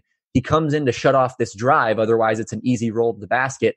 And without putting the ball back on the floor, John Teskey kicks it right back out to Charles Matthews for an open corner three. Later in the game, we saw Indiana get a little bit more conservative with their defense. I think part of it was because Juwan Morgan was in foul trouble. And so they weren't hedging as aggressively, because that's a good way for big guys to pick up fouls. If, you get out and you stick your hip out and you bump the ball handler, that's, if that's your third or fourth foul, that can be really costly. So they kind of dropped the pick and roll a little bit, brought Morgan to the level of the ball, and just sort of did a high drop, shutting off the penetration, but not getting all the way out onto the floor. And it actually helped the rest of Indiana's defense on the back line, because they weren't having to make those long rotations. It burned Indiana a couple times. And I think I've got a video of that coming up a little bit later, where Michigan was able to get some stuff off of, the roll, even though Indiana was dropping. But that's just the nature of a good team. And I think here, this is just one of the kind of side effects of running this sort of pick and roll defense is you're giving the offense a 4-on-3 advantage. You're voluntarily giving that up. And teams like Michigan, who are really, really good, really talented, have a lot of shooting, are going to be able to exploit that. And I thought they did a good job going to that early and punishing Indiana for it early in the game. The thing that stands out to me about that clip, and again, that's early in the game, is how flat-footed everybody looks defensively, except for Justin Smith. Like, Justin Smith really stands out there, the way he kind of, fought through that screen, got, stuck with Brazdeikis. Like, you could tell he was kind of taking on that challenge, which I thought he did most of the day, because I thought his defense was really good, and Brazdeikis had one of his worst days of the season. And, one of the issues that I've seen in some of the slower starts, and it's somewhat understandable given how many minutes these guys play, and especially Juwan Morgan, the load he has to carry, he'll sometimes ease his way in defensively. And I get part of that is, not wanting to foul. But on some of those plays, like when he's out there hedging and kind of doing it flat-footed, I don't know if it would have made a difference because Michigan moved the ball so quickly. In that case, it might not have made a huge difference. But I do think over the first 4, 5, 6 minutes of the game, that does... We're a team with a defensive identity, and it kind of seems like it takes us a little while to get into that. And that was, evident in that clip. And I'm hoping, I think having more depth will be part of that, because when guys are playing 35, 36 minutes, sorry to all the old school IU fans out there, but you can't go 100% like, the entire time. Yeah. But it's an issue at the start of games. And I think we've got to find a way to pick up our defensive intensity early in the game. Credit to Justin Smith, because he did it right out of the gate. Yeah, that was one of the things that jumped out to me as well. Just his focus, how he was dialed in on the defensive end was really impressive. And, we haven't really seen him guard that many great perimeter guys this season. Lamar Stevens will work on the perimeter. Jordan Nwora, can shoot the ball, can dribble it, can handle it. But Brazdeikis is a little bit more of a perimeter-oriented player, where he's going to put the ball on the floor a little bit more often, kind of move around, run off screens, spot up, and just play beyond the three-point line more often than some of the guys that Justin Smith has had to guard this season. So we haven't really seen Justin, move his feet and really get out and guard in space a lot this season. And I was very impressed with the way that he did that against Brazdeikis. And, Brazdeikis isn't the quickest guy in the world. He's not going to blow by everyone. He doesn't have elite speed. But he's quick and he's capable and he's crafty in terms of getting to the basket and making things happen there. And I thought I have a clip kind of coming up here in a few moments that, Justin Smith slides his feet, uses his chest, keeps his arms out, perfect defensive technique. And I think that's kind of become a theme of the season for him, where early on in the year, it seemed like he didn't really know what his role was, what he was being asked to do, kind of how to execute what they wanted him to do. And Archie Miller touched on this in his radio show last night. Justin Smith has really improved defensively, not just from this time last year, but from the start of the season. I think he's looked a lot better. So I've been really impressed with what he's done. He's kind of weathered that, that tough spell that he had early in the year and really emerged as an important piece for IU. And yeah, I mean, it's when the rest of the team is kind of flat-footed and not really giving that 100% effort, Justin Smith's technique, his discipline, his effort really does stand out. Yeah, I saw a couple comments from people that were like, Justin Smith needs to wake up. Justin Smith didn't show up against Michigan. I'm like, I don't know what game you were watching, but you have identified yourself as someone whose opinion on basketball is not worth paying attention to. So, yeah, and Archie also talked about maybe getting him a little bit more offensive opportunity. He didn't take a lot of shots in the Michigan game. It was more just kind of, he had a nice putback dunk early in the game. He, had a drive to the basket, missed a layup. But he didn't really take that many shots. So he's still struggling to kind of assert himself and get into the flow on offense. But defensively, he's been as important as anyone on this team. Yep. The second video here is actually, which one is this? We've got, well, let's just find out together. Let's find out. Clifton Moore is out there. Another pick and roll. Oh, so Roberts this is basically, Clifton Moore is in the game. This is kind of the opposite of that first clip where, I remember this play. Instead of diving and kind of gluing yourself to the roll man, you stay a little bit too far out on these shooters. And credit to Michigan, they do a great job spacing the floor. You got a shooter on this corner, shooter in this corner. Justin Smith and Zach McRoberts are kind of, foot in the paint, but they can't really come all the way to the midline because these two shooters, Charles Matthews and Ignas Brazdeikis, can hurt you and be so devastating out there. So again, they kind of hedge the pick and roll. Clifton Moore doesn't totally execute it. He kind of does a mix between a hedge and a drop where he's still facing the mid-court line. He doesn't really wall off this drive. And so Jordan Poole is basically able to drag the defense with him kind of toward this right wing. I mean, it almost looks like Clifton's switching, and that, and it's like he didn't tell Al Durham that they were switching. Yeah, he stays with him probably a beat or two too long. And the consequence of that is that I think this is Austin Davis subbed into the game for John Teske here for Michigan. The downside of that is, once Ignas Brazdeikis, you'll see him rotate kind of from this left corner up to the left wing to create a better passing angle for the shot. Justin Smith sees that, he tags the roller, he does his job, but Clifton Moore doesn't get back in time. And so basically the choice here for Indiana is, do you want to give up an open three to Brazdeikis, or do you want to give up an open dunk to Austin Davis? Justin kind of gets caught in between, and he ends up going back out to the shooter. Davis catches and finishes through Zach McRoberts, who's not, for all of his grit and hustle, is not really going to pose that big of a threat to a massive human being like Austin Davis down low. So, that's one where ideally you're not playing Clifton Moore in the situation because you have Deron Davis and you've got a little bit more depth you can go to. But, sometimes you'll be in those circumstances. And I just think this was another early in the game, 13:22 left. Another case of Indiana just not totally being dialed in on the defensive end. And against Michigan, these buckets that build up over the first 8-10 minutes of the game can really come back to haunt you. And they did in this game. And, people talk about Clifton Moore needs more minutes, and I would love to see him get more minutes because it would help his development. But plays like that right now are the reason why he's not getting them. Because when he plays, he is, and Coach mentioned this on the show, there were a couple times that he altered shots, and so he can present some things for you. But at least once or twice a game when he's out there, he will mess up a ball screen coverage like this, and it gets everybody, out of rotation. And it, that mistake leads directly to a basket. And I think if he can clean some of those things up, just from an awareness perspective, like you said, it was a beat or two. If he recognizes and goes back to his man, now that doesn't happen, and you remove a play where basically it leads right to 2 points. And that will make him more valuable on the court because he won't lead so directly to a defensive breakdown like that. So, and he's a sophomore. He's still learning those things. So I don't necessarily mean that as a criticism. It's just an explanation for why, because a lot of people wonder why he's not playing more. And I think plays like that continue to be the reason why. Yeah, the mistakes he makes are typical of a young player who doesn't play much. He's jumpy on defense. He kind of will lurch one way, and it's clear he doesn't really know what to do, where to be. And because those things, being able to do that right, it takes time, it takes repetition. And if you're not getting those reps, it can be tough to kind of grasp that, especially in a scheme that requires as much connectedness defensively as Indiana's does. The thing I would say to Clifton, if I were a coach kind of going through this in film session, is if you're going to hedge, you got to get all the way out there, kind of get parallel to the sideline and shut off that drive. And if you're going to drop, you only need to be in front of the ball as long as it takes the guy guarding the ball to get back in front. And then you got to get back to your man. And Clifton stays with him too long. I think, is it Al Durham guarding the ball? Whoever it was. Yeah, it's Al. And if Clifton's going to do that, they need to just switch, and Al needs to go run and try and do something to Davis. So Al had gotten back in front of the ball already. Yeah. And that's when you got to leave if you're the big man and kind of get back to your man, because otherwise it does create those breakdowns. Yep. The next clip here is also from the first half. It's not so much, a defensive breakdown. It's just kind of really, it's just Romeo Langford kind of making a freshman mistake. And really, a lot of players make this mistake. Juwan Morgan has done this season.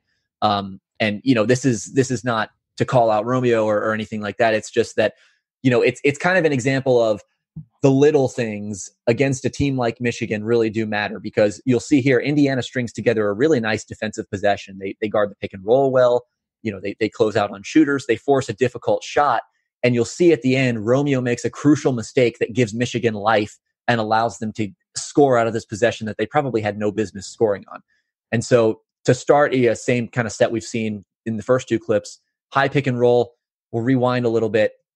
Juwan gets out and then immediately back to his man. And Justin Smith has a nice little tag down here on the roller, John Teskey, and then gets back out to Charles Matthews, kind of preventing that shot that we saw in that first clip. Meanwhile, Juwan and Romeo Langford is over here helping on John Teskey in case they want to enter it to the post. They've got a man there. And actually that's what he will end up doing later on in the possession, because Charles Matthews is going to drive baseline. And then John Teskey rolls here and Romeo slides over to take away this layup. And this is kind of good scramble defense by Indiana, because Michigan is running a lot of different actions. They're putting Juwan Morgan in a lot of pick and rolls, making him move around the floor. And it's hard to stay with your assigned guy through the entirety of that possession. And so what you'll see here is kind of a longer version of an X out, which is basically where, the guy closest to the man who catches the ball, I think in this case it's going to be Jordan Poole, is going to close out. And then whoever is kind of not guarding anyone just closes out to the nearest man. And so Michigan's going to swing the ball. Al Durham is going to step up and guard Eli Brooks here on the ball rotation. Juwan is rotating all the way from the left corner to the right corner to close out on Jordan Poole, and it forces a drive here. Al does a good job staying in front of the ball, and here's the mistake. Romeo Langford just swatting at a ball that he has no chance of blocking instead of blocking out John Teskey. And the result is an easy putback dunk. And those are the kinds of things, it's a really nice defensive possession, good hustle, good connectedness from Indiana, all possession long. And you'll see Romeo, when this shot goes up, he should be putting a body on John Teskey right there, keeping him off the boards, because Al Durham is already going to contest this shot. Eli Brooks has already left his feet by the time Romeo leaves his, and he just has no chance of blocking the shot. And instead you give up an easy basket because you're just kind of gambling for something that is really not going to pay off. I see Coach is agreeing with you in the chat. I'm going to defend Romeo a little bit on that. I mean, I think he was... No, he probably didn't have a chance to get that, but he was close. And I think you're right when you termed it a freshman mistake. He's been a guy who's gotten by so much with his athletic ability. I can see why his instinct there is to try and block it. And part of what makes Romeo great is his confidence and his belief that he can make plays that other people don't see. So where you and I might look at that and say he has no chance, I understand why the competitor in him thinks he does. So I agree with you. As he gets older, you would hope that he would see that as, let me go box this guy out. But I kind of understand and excuse the thinking on that one for freshman Romeo. Yeah, I think that's fair. And, it's something you learn. Like I said, Juwan Morgan's done that a couple times this season as well. And it's a natural tendency, right? Guys want to pin shots against the backboards. Guys want to swat shots out of bounds. They want to make those highlight plays. It's kind of, the natural inclination. You're not always thinking, okay, where's my man and how do I box him out on this play? That's not always the first thought that a player will have. But, again, against Michigan, against these great teams, they can beat you for that. And all of those little kind of tiny mistakes add up over the course of the game. Yep. Next clip here is another good defensive possession for Indiana. This comes in the second half. And to me, this was the possession that kind of, signified Indiana getting back in the game. And I thought maybe their best defensive possession of the entire game. You'll see Xavier Simpson bringing the ball up here against Devontae Green. And just, I don't have, really have the ability to point out every single good thing that Indiana does on this possession, because it's a lot of really little things and they happen in quick succession. But just notice how easily and how well Indiana gets over screens on this possession and their closeouts, because every ball screen the man's fighting over, and this is after they started dropping pick and rolls too. So you're not going to see those hedges like they did early in the game. It's kind of a more conservative scheme, taking away the driving lanes, kind of lower back in the paint as opposed to out on the floor. But all the guards, even forwards, are fighting over screens. They're denying the ball. They're closing out high hands, choppy steps. They're helping in the right places. And to me, this signified kind of, what Indiana can be and what they are when they're really at their best on the defensive end. So, well, just look at where you had that screen stopped. You had 4 guys in a stance. Right. It kind of starts with that, which we didn't see in the very first possession of the game. And I mean, big part of defense is just being ready to play defense. And so I mean that was evident right away from this clip. Yeah, it's a great point. They're locked in, and this is right after halftime too. So that could very well have been a message in the locker room that they need to come out with some more defensive engagement. So they enter it to Charles Matthews on the left wing, and Michigan going to run through their sets. Romeo Langford, after Matthews gives the ball up, Langford gets into him and kind of bumps him off his spot, takes away that post look that they want. Meanwhile, Al Durham is following Jordan Poole off this screen. Look how he gets into his body, gets skinny over the pick, and he's there on the closeout. Same thing here. Justin Smith is going to come through here. Good job by Al Durham giving Justin Smith space to get through this screen. You're going to see Al drop a little bit. Smith's going to shoot the gap here between Al Durham and Jordan Poole. Gets through for the closeout on Brazdeikis and then fights over this screen. Wow. Gets skinny, stays in a stance, takes away the drive again, forces a kick out pass after Al Durham helps down, or I should say Devontae Green helps down, then closes back out on Xavier Simpson. Meanwhile, everyone remains in a stance. Green gets over the screen. Smith closes out, and they force a tough contested 3 at the end of the shot clock. I mean, that's holy smokes, that was beautiful. Darn near a perfect defensive possession. You just see everyone stunting and recovering, closing out on the ball, getting over picks, staying in a stance, keeping their hands high, everything. I mean, that's a defensive clinic, and it didn't happen consistently all game, but there were a couple possessions, and we saw this a couple times against Louisville as well. It's been there sporadically throughout the season. Those are the defensive possessions that if Indiana can do those consistently, I mean, they just shut down a Michigan team that is one of the best offensive teams in the country.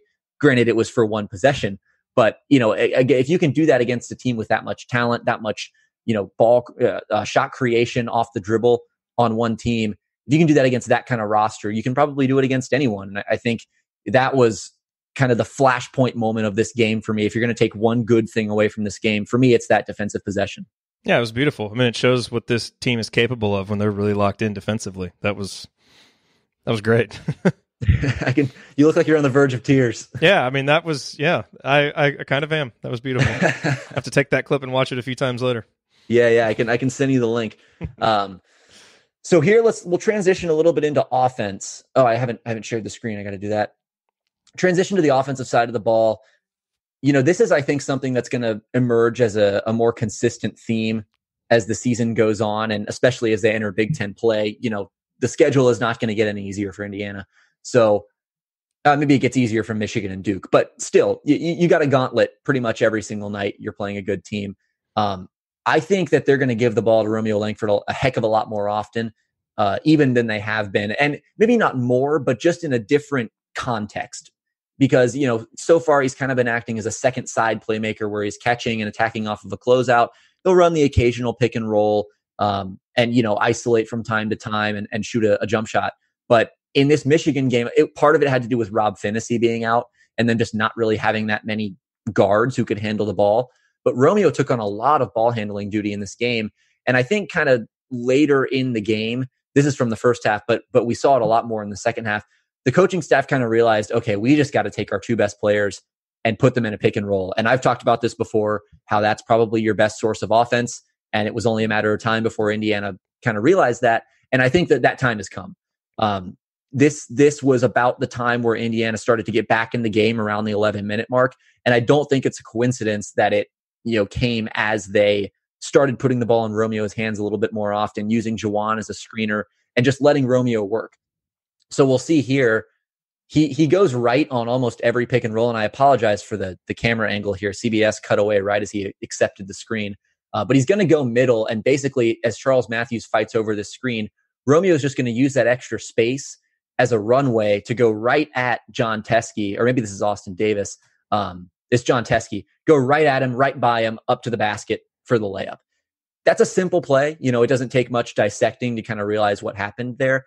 But it's just illustrative of what Indiana has, the kind of personnel, and how it can best play to that personnel. I think you just got to put the ball in Romeo Langford's hands, allow Juwan Morgan to act as a screener, as a roll man. The post-ups for Juwan will continue. You can still do all of that stuff. But I think if you're able to trim out some of the Devontae Green isolations, some of the Rob Finney dribbling around the key, some of the out of control Justin Smith drives, and turn those into more efficient plays by basically putting the ball in Romeo's hands, I think the offense is going to be a lot better for it. Yeah, you said that's a simple play, and it is, but it's made simple by the fact that Romeo is elite at so many of the things that it took to make it simple. The vision coming off the screen to immediately recognize that he could attack there. The amount of ground that he can cover, which helped him make up for the fact that he was at a size disadvantage to the defender, and his just amazing ability to get the ball up on the rim with the ability to score it, not just kind of fling it up there. Like I don't want to be too hyperbolic, but I can't remember another player that I've seen attacking the basket that I'm more confident when he puts the ball up that it's going to go in. Like his layups are so confident. It's like they hit the perfect spot on the glass every single time, and they're no doubters. And it took all of that to make that play look so simple, but that's what the great players do. And I agree with you. If Indiana's offense continues to struggle, especially for as long as Rob Finney is out, you got to just put the ball in his hands. I mean, it's your best chance. Yeah, and I think also unlocking Juwan Morgan as a roll man a little bit more often could be effective for him as well, because as good as he is in the post, and he's also great in the post, I think he could be really devastating as a roll man. He's not Justin Smith in terms of the explosiveness, the vertical athleticism, but he's really good finishing around the basket. He can do that out of the post. And I think if you can get him some easier looks as a roll man, he's going to have a little bit easier time scoring the ball. You use the word elite to describe Romeo Langford in the pick and roll, and I think that's the right word. I mean, he is elite. That's the stats back it up. He's like in the 90-some percentile nationally. Right. High 90 percentile in all of college basketball as a pick and roll scorer. I think he could improve a little bit as a pick and roll passer, but he's a freshman playing his 15th game in college. I think that's something that comes with a little bit more experience, some more reps. That takes a little bit more time, but just the pure scoring instincts, the touch with, around the basket, off the glass, like you said, just puts the ball in the perfect spot off the glass. He can be going at any speed from any angle and just be able to flip the ball up there with just this effortless touch that not a lot of guys can do. And he makes it look so easy that you kind of forget how difficult those shots really are, to be going at full speed with a weird angle at the basket and just be able to kind of, slide it off the glass. It's really tough to do.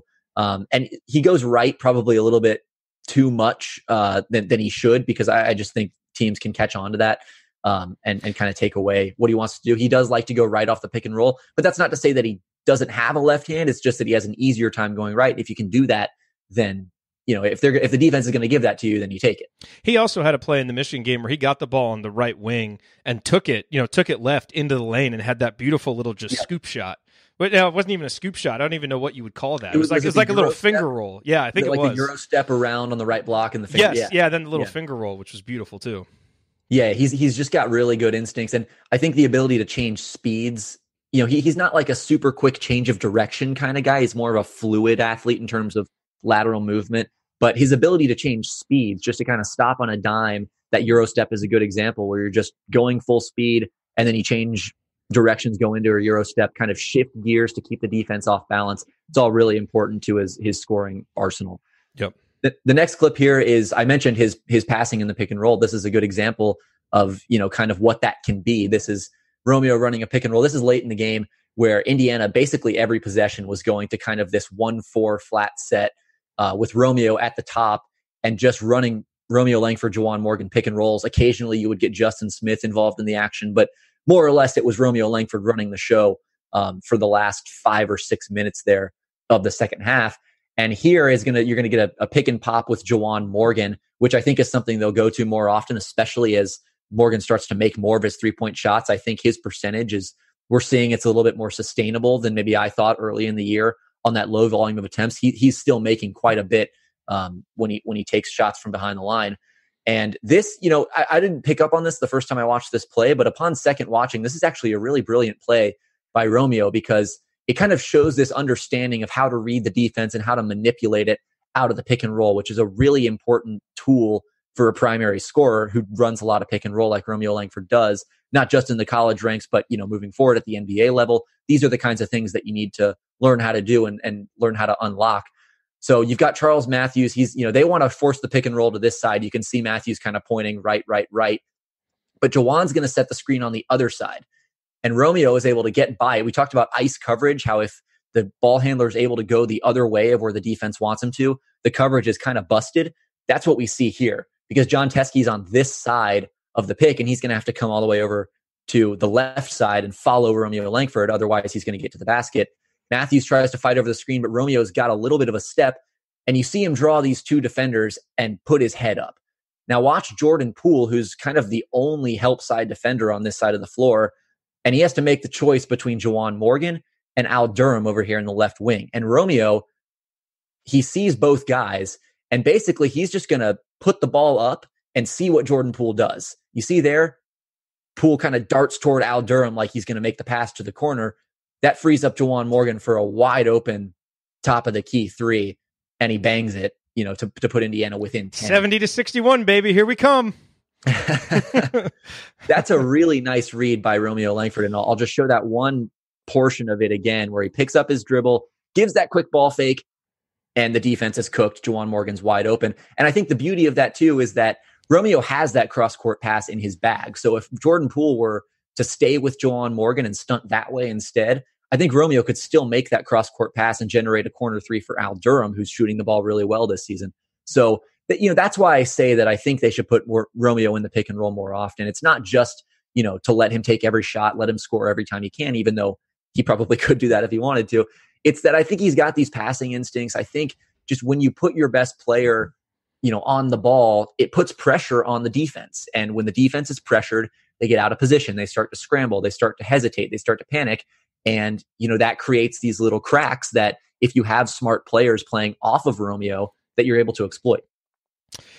That pass reminded me of LeBron. That's the kind of pass that LeBron makes, where you get in the air and you kind of see what the defense does, and then you pass based on where the defense goes. And again, we talked about it with the last clip.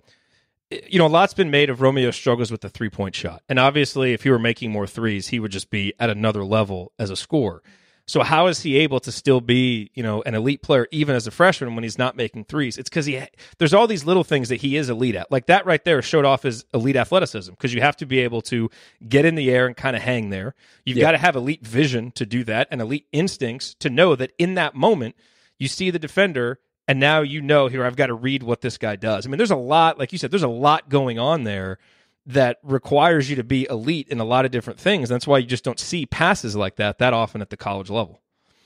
Yeah, and the 3-point shot is a good note to make. I feel like we're obligated to make that kind of disclaimer every time we talk about Romeo Langford, how the 3-point shot isn't falling yet, but when it does. But I do think that's why I wish people talked more about this kind of stuff. Right. Let's focus on that instead of just the 3-point shooting, which it's starting to come around a little bit. That's what I was going to say. I think it started to, and I think it will continue to, because first of all, because it's really hard to stay at low 20s for an entire season in terms of percentage. It doesn't happen very often for a guy that takes the kind of volume of threes that Romeo does. And second of all, I just think he's a better shooter than that. And the law of averages tends to kind of even out, and he's getting better shots. I think as he kind of understands what his role is a little bit better in this offense, he's going to start to get some more comfortable shots. They had a really nice baseline out of bounds play in that Michigan game to get him a catch and shoot three from the left side, which I thought was really well designed. Maybe they look to do a little bit more of that. But yeah, I mean, when that 3-point shot does start falling, I think it just makes him all the more dangerous in those little areas that you talked about, because the more a defense has to respect your jump shot, the more you're able to do other things and kind of leverage that jump shot into other stuff that you can do on the court. And I think that's just one example. Another thing too is his change of direction, his change of speed, just his overall shiftiness and instincts. Even if the defense is giving him space because, they're willing to give up that jumper, even if they're giving him space, he's still able to get to the basket and get around guys. He's got such long arms that he just reaches the ball out and he can extend it, past the defense to a place that, his man just can't reach. And so he's got all these little tools that allow him to work around the lack of a jump shot right now. But, ideally you'd want that to start to come around. You'd want to see him start to make more of those. And I think he will. And I think he has. He's great, man. He really is. I mean, and I know the vast majority of Indiana fans are just thoroughly enjoying it and kind of soaking up every minute, because we know that he'll only be here for a year. But he's great. And I tell you, another little reason to think that the 3-point shooting will come is that the free throw shooting has been coming.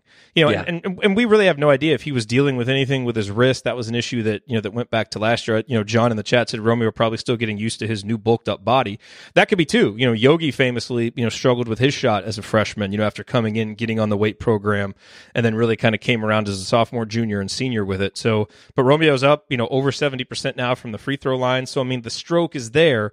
Now it's just about being able to hit threes within the flow of the offense. But my goodness, does he do so many things out on the court that just kind of take your breath away every game.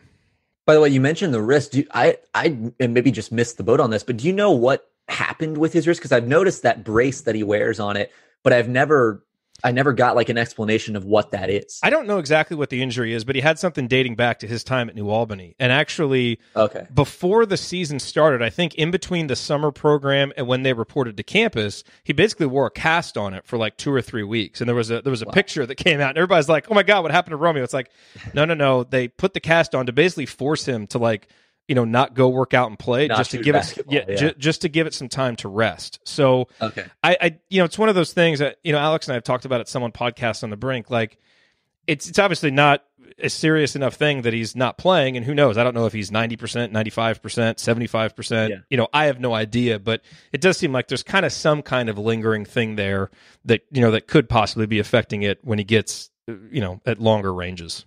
I would imagine it has to, right? I mean, I don't want to make excuses for the guy, but I feel like if you've got a even just a little bit of tape on your wrist, I feel like would bother me as a shooter. And I can't imagine having like a big giant, tape gauze brace just on your hand every single game. Even if you do wear it every single game, I can imagine that is easy to get used to. So I have to think that that's, bothering him to some degree. Is it the sole reason why his 3-point shot, his 3-point percentage is plummeted? Probably not, but that has to play some role in it, I'm sure. Yeah. Well, this has by far been our longest basketball 201. This is going to be the thing. Now that we're going to have this in its own show, there's not like another segment coming after it, recording wise. We're just going to keep on going. More clips, more breakdowns. I don't think the listeners will mind too much. All right, perfect. Cool. Well, thanks, Ben, as always. Any final thoughts just on what you saw from Indiana last week and what you think about what they need to do coming up against Maryland and the many tough games they have beyond?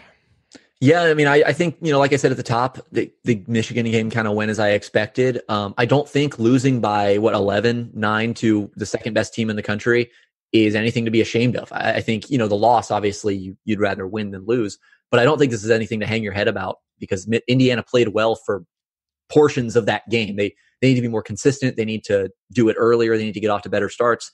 So there are things that you need to fix. The offense could be a little bit more coherent, but we looked at a lot of clips that illustrated what Indiana did well in that game, and there were a lot of things to be proud of. So I think just taking that, not getting discouraged by the loss. I don't think this team will get discouraged by the loss. I think they tend to bounce back from things like this, and I just taking those positives, the defensive connectedness that we saw in that one clip in particular. The stylistic shift of putting the ball in Romeo's hands a little bit more often. And then just hope that the rest of the team gets healthy for once. Man, for once. Can we get some positive... I mean, I was about to say, can we get some positive injury luck? But then just in that Michigan game, Romeo turns his ankle, but thank goodness it seems like he's okay. You talk about the season, flashing before your eyes. I mean, that's kind of been the one thing about the injury... No, you know what? I'm not even going to say it. I've wanted to make this point a couple of times. I am not going to say it. I'm stopping myself right now. I don't really believe in jinxes, but I also don't want to tempt fate. So just know there was an important point there to be made about injuries, but you'll be happy that I didn't make it. Yes. So let's just get healthy.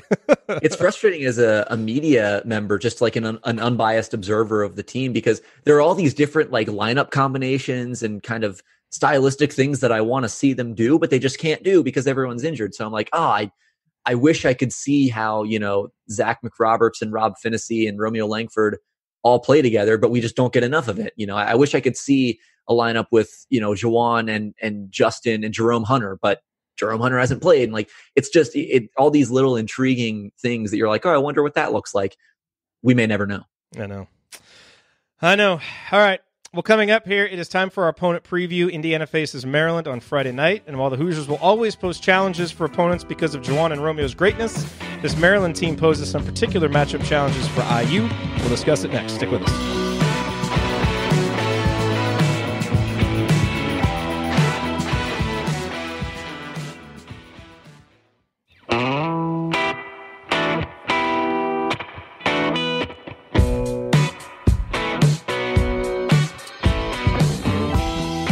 Welcome back to the Assembly Call, Banner Monday on Tuesday. Each week in our final segment, we dedicate it to preview Indiana's upcoming opponent for that week.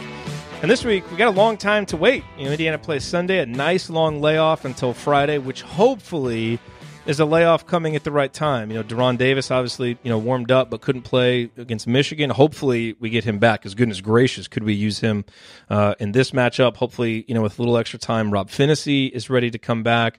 Jake Forrester as well, because obviously we're getting pretty deep in the bench there, so we need all hands on deck. So hopefully that is one of the benefits that comes out of this long break. But they play Friday. The game is at 5:30. I think it's on Fox or FS1, so it's a little bit of an early start. Pretty nice for folks who host post-game shows. That'll be nice. Bob asked, any update on the injured guys? No update yet. I would anticipate one on Thursday when Archie does his media availability. I don't think we'll hear anything before then other than, message board rumors. But let's talk about IU Maryland. So coming into this game, Indiana's number 27 in KenPom. Maryland is number 28. So obviously very close from the computer perspective. KenPom gives Indiana a 38% chance to win and predicts a 74-70 victory for Maryland. If you look at the history, obviously not a long history between these teams, and we're not going to go very far back in the history. We will keep it just to games since Maryland joined the Big Ten, because other previous games are too painful to discuss, and I won't do it. Obviously, last year, Indiana beat Maryland at home, 71-68. That was that game where Jawan got injured in the Michigan State game. We weren't sure if he'd be able to come back. He puts up 25 points. I think he had 4 boards, 4 assists, 2 steals, 2 blocks. He was awesome, and we won a close game late. However, and we've beaten Maryland every time they've come to Simon Scott Assembly Hall. However, we have lost to Maryland every time it hasn't been a home game. So in 2017, we lost 75-72. That was that game where OG had that ridiculous dunk. I think he got hurt the next game against Penn State. In 2015, we lost 68-66. That was the game where I think Yogi shot, rimmed out right at the end. And then in the rematch in the Big Ten tournament that year, we lost 75-69. So games against Maryland are typically very close. At least, when we're playing them there, we blew them out a couple times at home. But when we play them there, it's typically very close. I expect that will be the same this year. Maryland is 12-3. They are 3-1 or 4-1 in the conference so far. You look at their wins.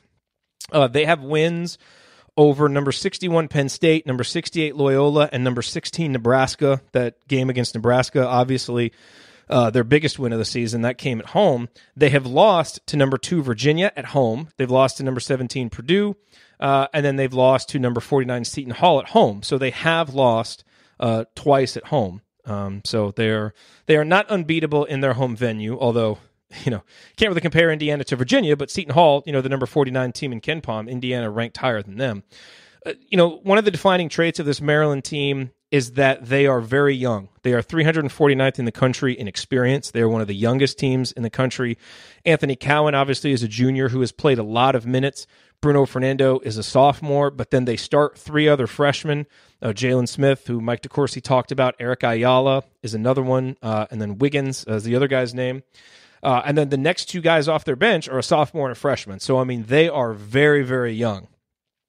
In terms of their profile, their offense is currently ranked 28th in the country. And, in some ways they're similar to Indiana because they have a lot of success on twos. They have a very high 2-point field goal percentage, thanks in large part to Bruno Fernando and Jalen Smith. They don't take a ton of threes, and they turn it over a decent amount, which you would expect from a young team. They turn it over almost 20% of the time. That's 203rd in the country.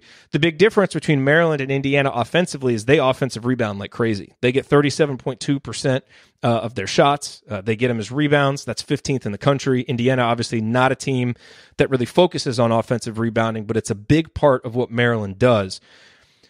Offensively, they run things through Anthony Cowan and Bruno Fernando. Anthony Cowan plays almost 85% of minutes. He's a guy, a role similar to, what a Yogi had for Indiana. He's really the guy that kind of makes things go. He's got an assist rate of about 24%. Don't get me wrong, he's not as good as Yogi, but that's just kind of the role.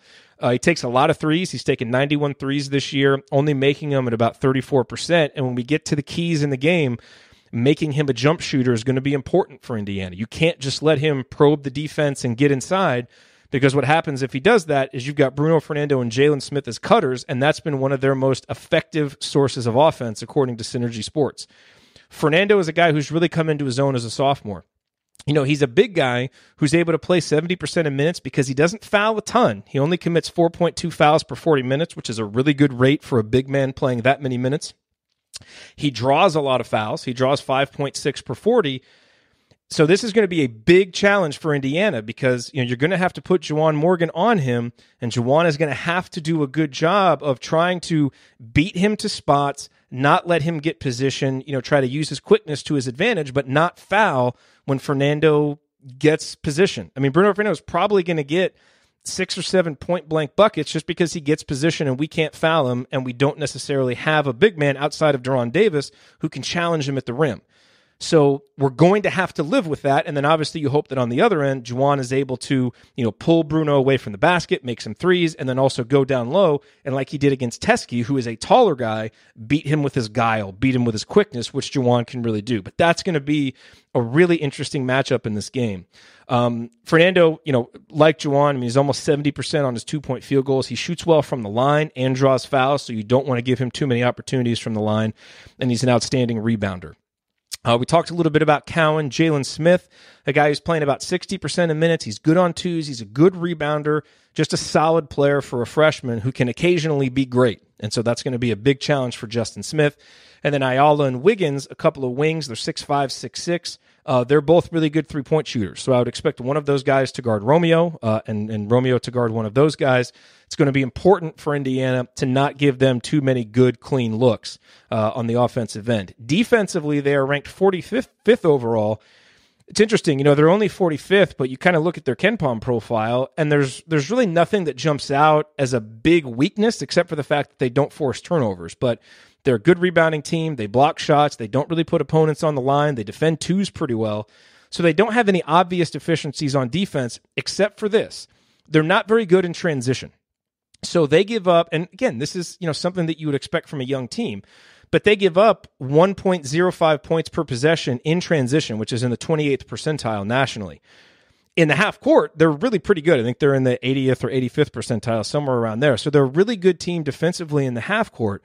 So for Indiana, it's going to be really important to try to get some easy buckets in transition. The issue there, of course, is Indiana is not good in transition offensively. We're 22nd, 23rd percentile. We really aren't good. And Rob Finney has been one of our best players this year in terms of leading breaks and leading to conversions. Him being back would be huge for a number of reasons, but having his ability in transition, where I think that's going to be really important, especially on the road, to get big buckets. And as Bob says, giving up transition points makes sense if they're focused on offensive rebounds. Absolutely. That's the counter, is if they're going to attack you on the offensive glass, then when you get a rebound, you got to be able to go the other way and turn it into points. So hopefully Indiana can do that, get the ball into Romeo's hands. If it's in Devontae or Al's hands, they've got to make better decisions, get the ball into the middle of the court, let the other guys fill the lanes around them. That's going to be really big. So, I think to win this game, Indiana's going to have to be better in transition. That's just not something that we've seen them do a lot of. If we want to talk about common threads in losses, you look at the 3 games Maryland has lost. One common thread is that Bruno Fernando really didn't go off in any of those losses. He averaged 14 points and 10 rebounds, so he's still averaging a double-double, but didn't have a big 20-point game. The damage was kind of minimized, and he only took 11 free throws in those 3 losses. So that's part of it. Give him his buckets. Let him go 6 of 7. Let him go 8 of 9 on twos, but don't give him extra opportunities from the free throw line, and don't get your best players in foul trouble. So just remember that when he gets some easy twos, is that we're going to have to live with some of that. The other common thread is that Anthony Cowan was inefficient as a shooter. He was 6 of 22 on threes in their 3 losses. He was 8 of 20 on twos, and he's a guy who does seem to, settle for jump shots. Even though you look at his synergy profile and he's so good at, the pick and roll and doing some of these other things, their most inefficient offense is Anthony Cowan taking jump shots. And maybe that's just because he struggled as a shooter. I haven't watched them enough, and maybe he's a better shooter than what he's showing. But right now, that has been a path to beating Maryland and to getting a stop. It's also going to be important to limit turnovers. It always is on the road. Seton Hall only had 8 turnovers. They won by 4. Virginia only had 2 turnovers. They won by 5. Now, Purdue had 16 turnovers, and they were still able to win. But, 2 out of the 3 games, the opposition really limited turnovers. Indiana did a much better job of that against Michigan. And then I think it's going to be important to make some threes. all of the teams that beat Maryland hit 8 or more 3-pointers, which makes some sense. You can get some 3-pointers in transition, off of them going for those offensive rebounds. And if you're in the half court and you're facing a good half court team, you really need to maximize the opportunities when you do score. And that means exchanging a few 2-pointers for 3-pointers. Now, Indiana shouldn't go crazy with it. I think the style Indiana plays, where they don't shoot many threes, but they hit a high percentage of the ones they shoot, fits this particular roster. But I did think, Galen made a good point on the recent episode of Crimson Cast that if Indiana's going to squeeze a little bit more out of this offense, finding a way to get a few more 3-pointers, whether it's running a play for Evan Fitzner, whether it's Romeo, just hitting a higher percentage of his, whether it's Juwan Morgan doing some pick and popping, and then against a guy like Fernando, taking a few more threes instead of going, under the basket, maybe that helps us do that. So I think we're going to need to go in there and make more than 3, 4, 5 3-pointers, which, we haven't. We made 2 against Michigan and 5 against Illinois, or 5 against Michigan and 2 against Illinois. So, we haven't been making a lot of them. I think it's going to be important to win on the road to maybe make a few more of those. And then just in terms of their offensive style, they take a lot of jump shots. 49% of their half-court possessions end up in a jump shot. So, obviously have to challenge those shots, make them be not very clean looks, and hope that they don't have a lights-out shooting day at home. They're pretty solid in transition. For Bruno Fernando, he posts up about 10% of the time, or Maryland runs post-ups on 10% of their possessions. Most of them go to Fernando. He also gets a lot of offense off of cuts, off of offensive rebounds. So it is going to be a big game for Juwan. Maybe you can't keep Fernando from getting that position on the block and scoring, but you can prevent him from getting to the line, and you can put your body into him and box out and prevent him from getting easy putback opportunities. And if you can limit him in those 2 areas, the putbacks and the free throws, now you can limit the impact that he has on the game. And, him going from 14 points to 20 in a close game could be the difference in you winning and losing. And then, with Cowan, as I mentioned before, he shoots a lot. And, as a spot-up shooter, when he's in spot-up situations, 3s or 2s, he's only producing 0.72 points per possession. That's not very good. So you'll live with him taking jump shots. You don't want him getting into the teeth of your defense, breaking things down, getting everybody in rotation, and then being able to find Jalen Smith or Bruno Fernando for easy buckets on cuts, or kicking it out to Eric Ayala or Wiggins for open 3-pointers. So, again, another reason why having Rob Finney back would be huge, but whoever's guarding him, Devontae Green, Al Durham, really need to contain Anthony Cowan. So, to recap, keys to victory, you got to defend Fernando without fouling, especially Juwan, because we can't get him in foul trouble. Then we got to limit Fernando's damage on the offensive glass and at the free throw line. Keep Anthony Cowan out of the lane. Force him to be a jump shooter. He'll take them. He hasn't been very efficient at doing it, but that's going to help you limit the damage Fernando and Smith can make cutting to the basket. And then Indiana's going to have to push it. Get out in transition. Convert to get easy baskets on the road. Their transition D not nearly as good as their half-court D. And the other thing is, Maryland doesn't defend ISOs and cutters particularly well. That's an area where teams have been able to take advantage of their half-court defense. So I think that's a big opportunity for Romeo Langford, who excels in isolation situations, and for Justin Smith, who is very good as a cutter. You're playing against young defenders. They can get lost sometimes. If Justin Smith can be smart about when to cut, and then finish with authority when he gets it, that could help. And then just make some outside shots. It's that simple. It really helps you on the road when you can make some threes, and I think that'll be important for Indiana to do. They're currently averaging 4.25 3-pointers per game in Big Ten play. That's 12th in the conference. We're not going to have a high-volume 3-point shooter all year. We know that, but we do have capable guys, So if every game, if you can just get, one from Devontae, one from Al, one from Juwan, one from Romeo, one from Fitz, if they can all hit one apiece, that's 5 already right there. And maybe that will be considered good for this team. And then if you have, 1 or 2 guys who can hit a couple, you can get up to 7 or 8.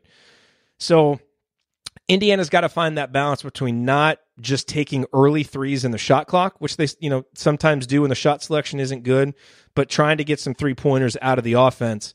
And if they can do that and they're good looks, then that may help them, again, just squeeze a little bit more out of the offense by being able to hit some more of those higher efficiency shots from 3. So, I'll be frank, I don't have a real great feeling about this game.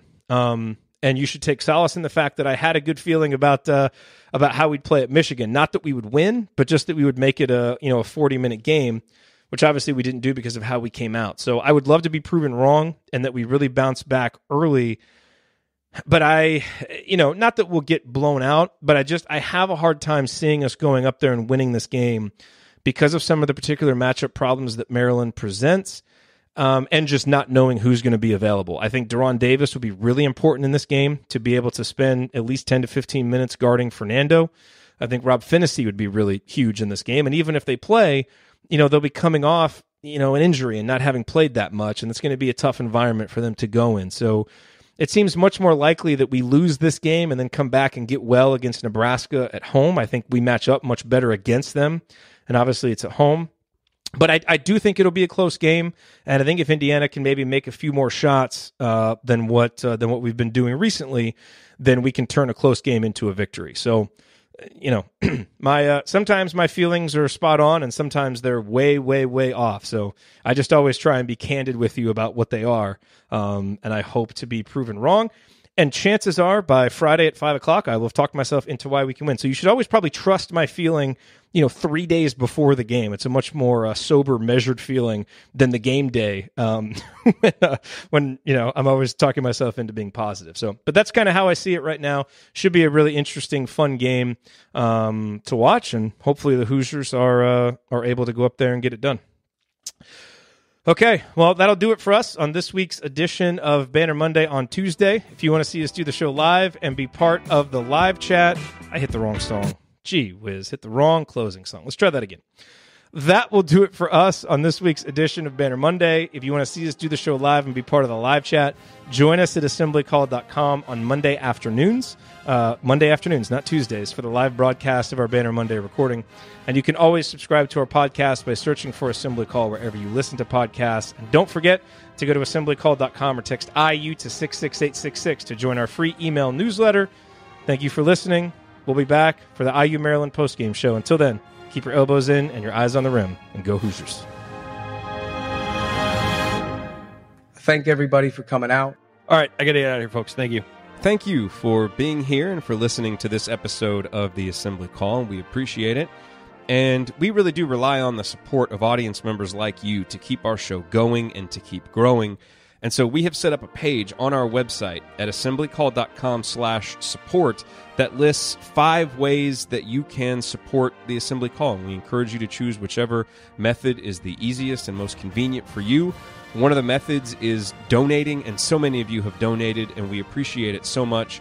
On that page, you can choose a monthly recurring donation or an annual recurring donation or just a one-time donation, whatever works for you. And if you don't want to donate, another way to support the show is you can use our affiliate URLs, iutickets.shop or iustore.shop, when you're going to shop for tickets or gear, and we will get paid a small commission when you use those links. But however you support the show, we appreciate it. Thank you.